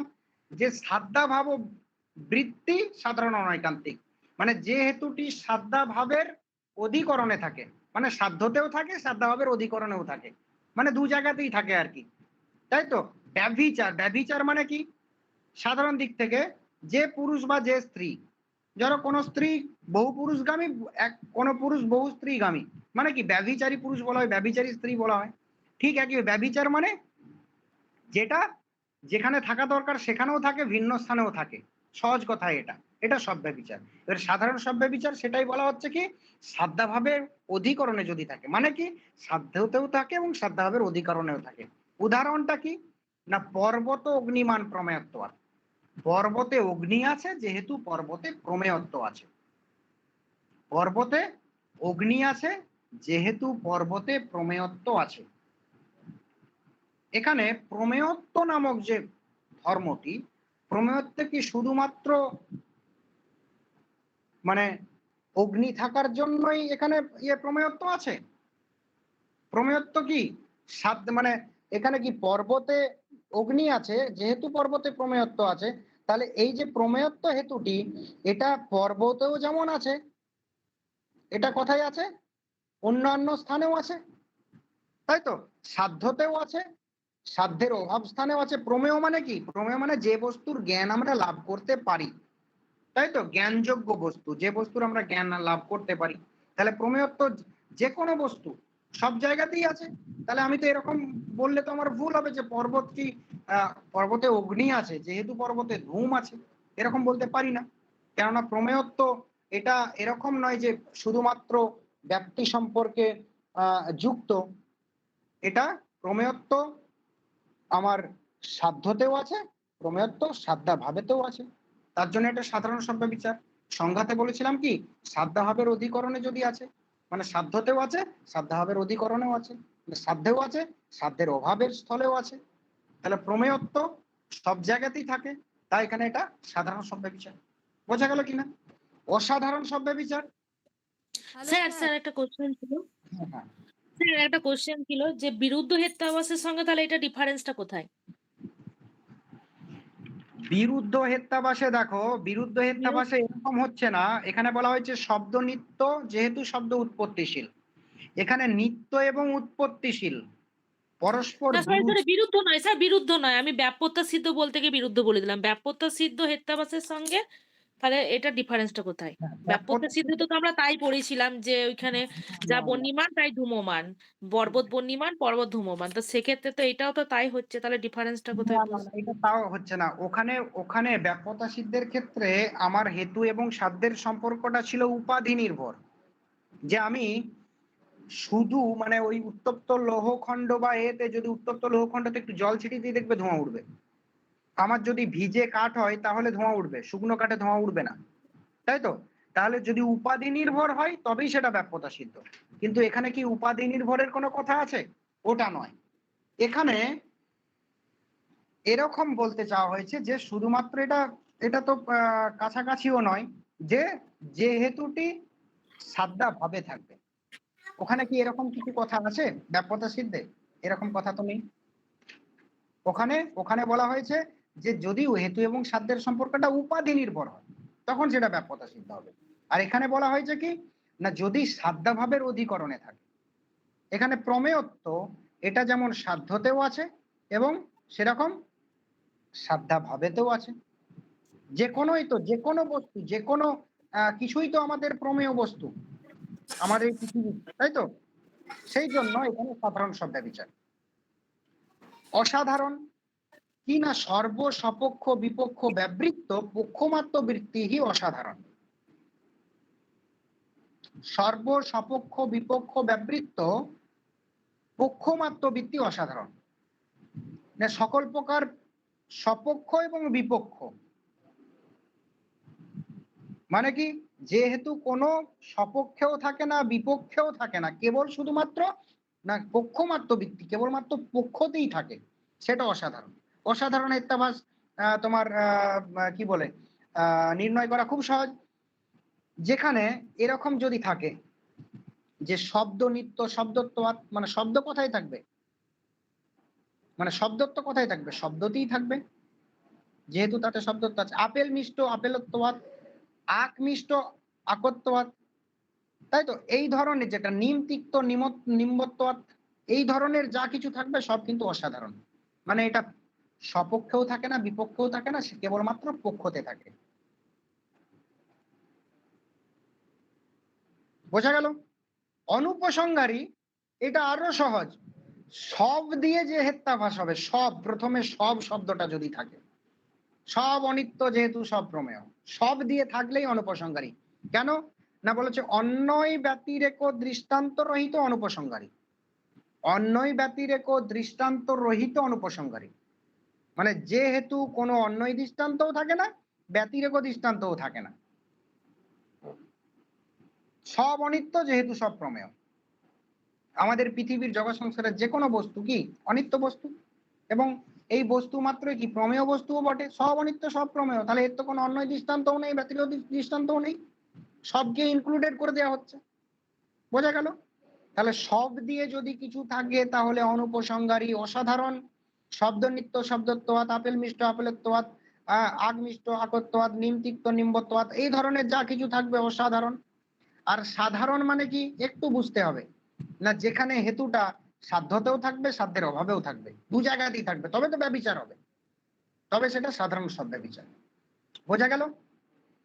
এরপর আর দুটো হেত্যাভাস। দুটো হেত্যাভাসের ভিতরে একটা হেত্যাভাস তো খুব সহজ, এটা আগে বলে দিই, যে সৎ প্রতিপক্ষ হেত্যাভাস। আমাদের যে 9 প্রকার হেত্যাভাস আছে তার মধ্যে একটাই মাত্র হেত্যাভাস যেটাকে দেখা মাত্রই চিনা যাবে, আর কিছু পড়তে হবে না। যে হেত্যাভাসে দুটো মাত্র অনুমান বাক্য থাকবে, মানে প্রত্যেকটা ক্ষেত্রে কিন্তু অনুমান বাক্য একটা করে থাকে, কিন্তু এই হেত্যাভাসে দুটো অনুমান বাক্য থাকবে। কোন জায়গায় নির্ণয় করতে দিল দুটো অনুমান বাক্য, মানেই কিন্তু চোখ কান মুজে সৎ প্রতিপক্ষ হেত্যাভাস। প্রত্যেকটা ক্ষেত্রে একটা করে অনুমান বাক্য থাকে, কিন্তু সৎ প্রতিপক্ষের ক্ষেত্রে দুটো অনুমান বাক্য থাকবে। তাহলে তবে মানে সেই ক্ষেত্রে কি হবে? সৎ প্রতিপক্ষ। কি সৎ প্রতিপক্ষের সংজ্ঞাটা লিখে নাও। যস্য সাধ্যাভাব সাধকং, যস্য সাধ্যাভাব সাধকং হেত্যন্তরং,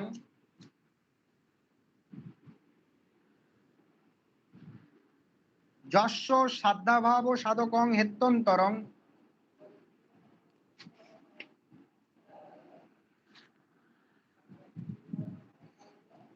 বিদ্যতে সৎ প্রতিপক্ষ।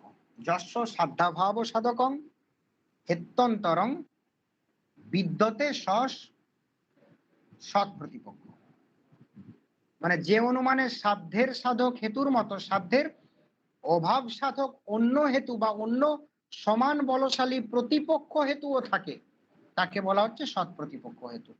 এবং সেই ক্ষেত্রে অবশ্যই কি অনুমান বাক্য দুটো হবে, তবে তো বলশালী দুটো হেতু হবে। উদাহরণটা কি? যে শব্দ নিত্য যেহেতু শব্দের শ্রাবণত্ব আছে, আবার শব্দ অনিত্য যেহেতু শব্দ উৎপন্ন বা কার্য, দুটো অনুমানই দেখো সমান বলশালী, মানে দুটো অনুমানের অন্তর্ভুক্ত যে হেতু, সেই দুটো হেতুই কিন্তু সমান বলশালী। শব্দ নিত্য যেহেতু শব্দের শ্রাবণত্ব আছে, আর শব্দ অনিত্য যেহেতু শব্দ উৎপন্ন কার্য, দুটোই দেখো সমান বলশালী। শব্দ নিত্য, হ্যাঁ শ্রাবণত্ব আছে তার জন্য নিত্য।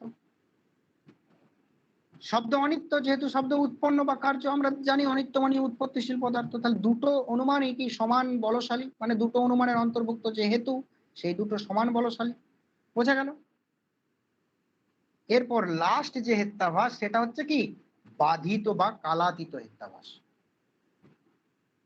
লাস্ট হেত্যাভাস কি বাধিত বা কালাতীত হেত্যাভাস।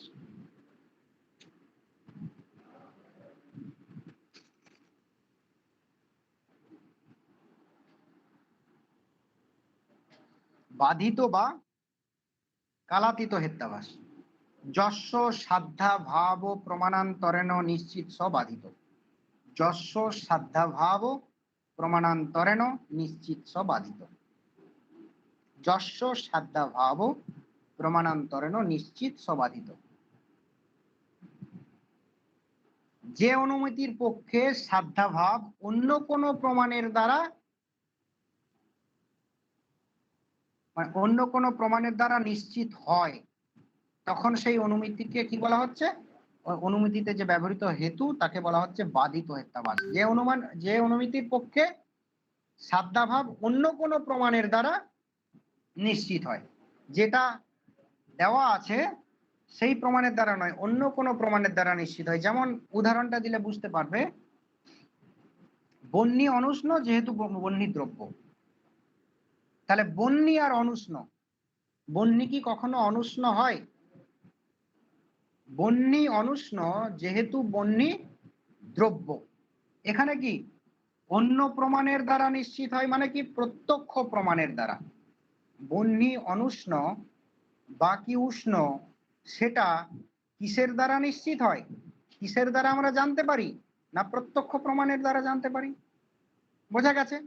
এই ধরনের উষ্ণ অনুষ্ণর যদি প্রসঙ্গ আসে তখন কিন্তু বাধিত বা কালাতীত। এখানে কি বন্যী অনুষ্ণ যেহেতু বন্যী দ্রব্য, তাহলে বন্যীর উষ্ণত্ব বা অনুষ্ণত্ব আমরা কিসের দ্বারা জানতে পারবো? প্রত্যক্ষ প্রমাণের দ্বারা জানতে পারবো। তা এখানে বলা হয়েছে কি বাধিত হেত্যাভাসে বা কালাতীত হেত্যাভাসে, যে যে অনুমিতির পক্ষে সাধ্যাভাব অন্য কোনো প্রমাণের দ্বারা নিশ্চিত হয়, তখন সেই অনুমিতিতে ব্যবহৃত যে হেতু তাকে বলা হচ্ছে বাধিত। এর সঙ্গে মনে হতে পারে তোমাদের যে স্বরূপা সিদ্ধ হেত্যাভাসের মিল একটু আছে, মনে হচ্ছে কিনা? এর সঙ্গে মনে হতে পারে স্বরূপা সিদ্ধ হেত্যাভাসের মিল একটু আছে। হ্যাঁ স্যার।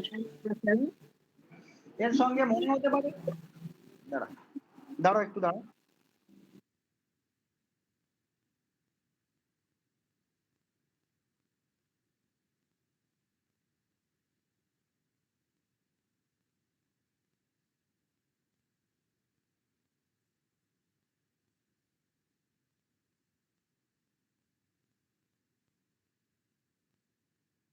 তো আর একটু হয়ে গেছে, আর একটু। তো আমাদের কি মনে হতে পারে স্বরূপা সিদ্ধ এবং বাধিতর মধ্যে আমাদের মিল আছে। স্বরূপা সিদ্ধ হেত্যাভাস ভালো করে বুঝো। আমি স্বরূপা সিদ্ধ হেত্যাভাসে কি বলেছিলাম, যে যেহেতু পক্ষে স্বরূপতই সিদ্ধ হয় না, অর্থাৎ যেখানে হেতুটি বস্তুত পক্ষে থাকেই না, সেই হেতুটি কি স্বরূপা সিদ্ধ। যেমন শব্দগুণ চক্ষু সত্য। এখানে আমাদের মনে রাখতে হবে কোন ধর্ম কোন কোথায় থাকে। চক্ষু সত্য ধর্ম কোথায় থাকে? রূপে থাকে, তাই তো, দৃশ্যতে থাকে। শব্দ এটা কি থাকে? শব্দতে সত্য আছে, কিন্তু চাক্ষু সত্য নেই তো, তাই তো। তাহলে এখানে চাক্ষু সত্য, শব্দগুণ যেহেতু শব্দে চাক্ষু সত্য আছে, তাহলে চাক্ষু সত্য নামক ধর্মটা কোথায় অসিদ্ধ? মানে এটা স্বরূপত কোথায় অসিদ্ধ? শব্দে। বোঝা গেল? তার জন্য এটা স্বরূপা সিদ্ধ। কিন্তু এই ক্ষেত্রে দেখো যে বন্যী অনুষ্ণ যেহেতু বন্যী দ্রব্য, তাহলে বন্যীর অনুষ্ণত্ব বা উষ্ণত্ব কি উষ্ণ অনুষ্ণ নয় সেটা আমি কিসের দ্বারা জানছি? এখানে কিন্তু এরকম আমাদের ইয়ে হচ্ছে না, তোমার স্বরূপের হানি হচ্ছে না।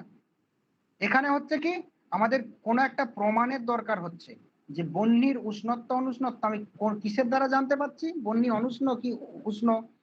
তারপরে তোমার বলে দিচ্ছি যে শব্দ তীব্র কি তোমার তোমার কম তীব্র, সেটা কিসের দ্বারা? অন্য কোনো প্রমাণের দ্বারা বুঝতে হচ্ছে আমাকে, কোনো না কোনো প্রমাণ। তো এই ক্ষেত্রে কি হবে? বাধিত বা কালাতীত হেত্যাভাস হবে। বোঝা গেছে? তাহলে আবার সংক্ষেপে, খুব সংক্ষেপে বলছি আমি, যে অসিদ্ধ হেত্যাভাস তিন প্রকার: আশ্রয় সিদ্ধ, স্বরূপ সিদ্ধ, ব্যাপ্যতা সিদ্ধ। যার আশ্রয়টি অসিদ্ধ সেটা আশ্রয় সিদ্ধ হেত্যাভাস। যার স্বরূপটি অসিদ্ধ, যেমন চাক্ষুসত্ব হেতু, এটা শব্দে থাকতে পারে না, স্বরূপত এটা কি অসিদ্ধ। ব্যাপ্যতা সিদ্ধ যেখানে উপাধি নির্ভর হেতু এবং সাধ্যের সম্বন্ধটা। বিরুদ্ধ হেত্যাভাস কি? যে যেখানে সাধ্য সাধনের জন্য কি হয় না, যে হেতুর প্রয়োগ করা হয় সেই হেতুটা সাধ্যের ব্যাপ্য হওয়ার পরিবর্তে সাধ্যা ভাবের ব্যাপ্য হয়। যেমন কি নিত্য এবং উৎপত্তিশীল। এই বিরুদ্ধ হেত্যাভাসের সঙ্গে তোমাদের মনে হতে পারে যে সাধারণ সভ্য বিচারের মিল আছে, কিন্তু দেখো বিরুদ্ধ হেত্যাভাসে সরাসরি বলে দেওয়া হচ্ছে যে সাধ্যের ব্যাপ্য নয়, সাধ্যা ভাবের ব্যাপ্য, তাই তো। আর সাধারণ সভ্য বিচারী বলা হচ্ছে কি সাধ্যাভাব বৃত্তি সাধারণ অনৈকান্তিক। এখানে সাধ্যাভাব বৃত্তি মানে কি, যেটা সাধ্য অভাবে বৃত্তি। আর এটা আরেকটা বুঝতে হবে, তার আগে আমরা সাধারণ ডেফিনেশনে পেয়ে গেছি যে যে হেতুটি একটা হেতুতে ঐকান্তিক নয়, অর্থাৎ একটি পক্ষে নিশ্চিত নয়, কখনো সাধ্যের অধিকরণে কখনো সাধ্যাভাবের অধিকরণে থাকে, সেটা সাধারণ মানে সেটা সভ্য বিচার। এই বৈশিষ্ট্যটা তো থাকবেই। তার সঙ্গে আছে সাধ্যাভাব বৃত্তি, মানে কি সাধারণ সভ্যবিচারে যেটা সাধ্যতেও থাকবে, সাধ্যের অভাবেও থাকবে, তবে সেটা ব্যভিচার হচ্ছে, সাধারণ সভ্যবিচার। সেটা কি পর্বত অগ্নিমান প্রমেয়ত্ব। প্রমেয়ত্ব কি? প্রমেয়ত্ব তোমার সাধ্যতেও আছে এবং কি তোমার সাধ্যের অভাবেও আছে। যে কোনো বস্তু, যে বস্তু আমরা গ্রহণ করতে পারি, তাই তো আমাদের জ্ঞানযোগ্য সবই প্রমেয়। অতএব এরকম পার্টিকুলার এখানে দেখাতে পাচ্ছি না যে প্রমেয়ত্ব মানে এখানেই থাকবে। যেমন আমি ধূম দেখে বহ্নির অনুমানের ক্ষেত্রে আমি দেখাতে পারি যে ধূম এখানে আছে, কেননা এখানে বহ্নি আছে, তাই তো, মানে ধূম আছে কারণ এখানে বহ্নি আছে, অবশ্যই বহ্নি আছে, এটা আমরা বলতে পারবো না, তাই তো। এখানে প্রমেয়ত্ব, যে এখানে পর্বতে অগ্নি আছে, যেহেতু পর্বতে প্রমেয়ত্ব আছে, এটা আমরা বলতে পারবো না, কেননা প্রমেয়ত্ব শুধুমাত্র যে ওখানে আছে এই নয়, প্রমেয়ত্ব সব জায়গায় বর্তমান। তাহলে সাধ্যতেও আছে, সাধ্যের অভাবেও আছে। অসাধারণ কোনটা না? শব্দ নিত্য শব্দত্ববাদ, আকমিষ্ট আকত্ববাদ, নিম্মিষ্ট নিমতিক্ত নিম্বত্ববাদ, এই সকলগুলো, চিনি মিষ্ট চিনিত্ববাদ, এই সকল কিছুই কিন্তু অসাধারণ শব্দ বিচার। অনুপসংহারে কি বললাম যে অন্যই ব্যতিরেক দৃষ্টান্ত রহিত, মানে কি সব অনিত্য, যেহেতু সব প্রমেয়, সব দিয়ে যা কিছু হেত্যাবাদ সব অনুপসংহারী। আর কি বাধিত, বাধিত একবার বলেছি আবার বলছি না, যেখানে অন্য কোনো না কোনো প্রমাণের দ্বারা নিশ্চিত করতে হয়, তাই তো। এখানে অন্য কোনো প্রমাণের দ্বারা যদি সেটাকে জানতে হয়, সেরকম যদি কোনো ব্যাপার থাকে তাহলে বাধিত। আর সৎ প্রতিপক্ষ একেবারে সহজ। এখানে কি না, যেখানে যে হেত্যাবাস নির্ণয়ের ক্ষেত্রে আমরা দেখতে পাবো দুটো অনুমান বাক্য আছে সমান বলসারী, যেখানে দুটো অনুমান বাক্য আছে সেটাই সৎ প্রতিপক্ষ হেত্যাবাস।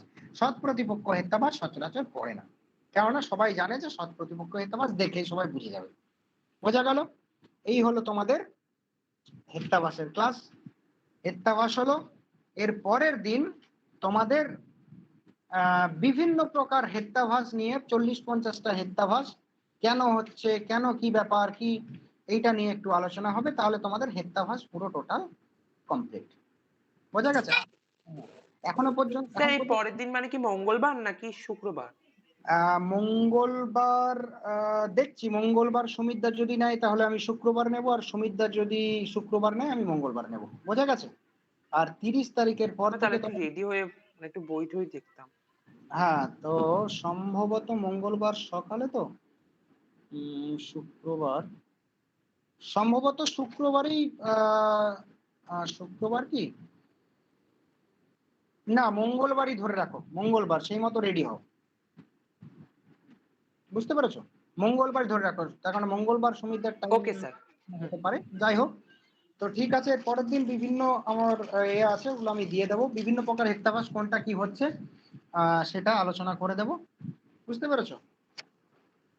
তাহলে ওখানে রেকর্ডিংটা স্টপ কর। Okay sir. হয়েছে?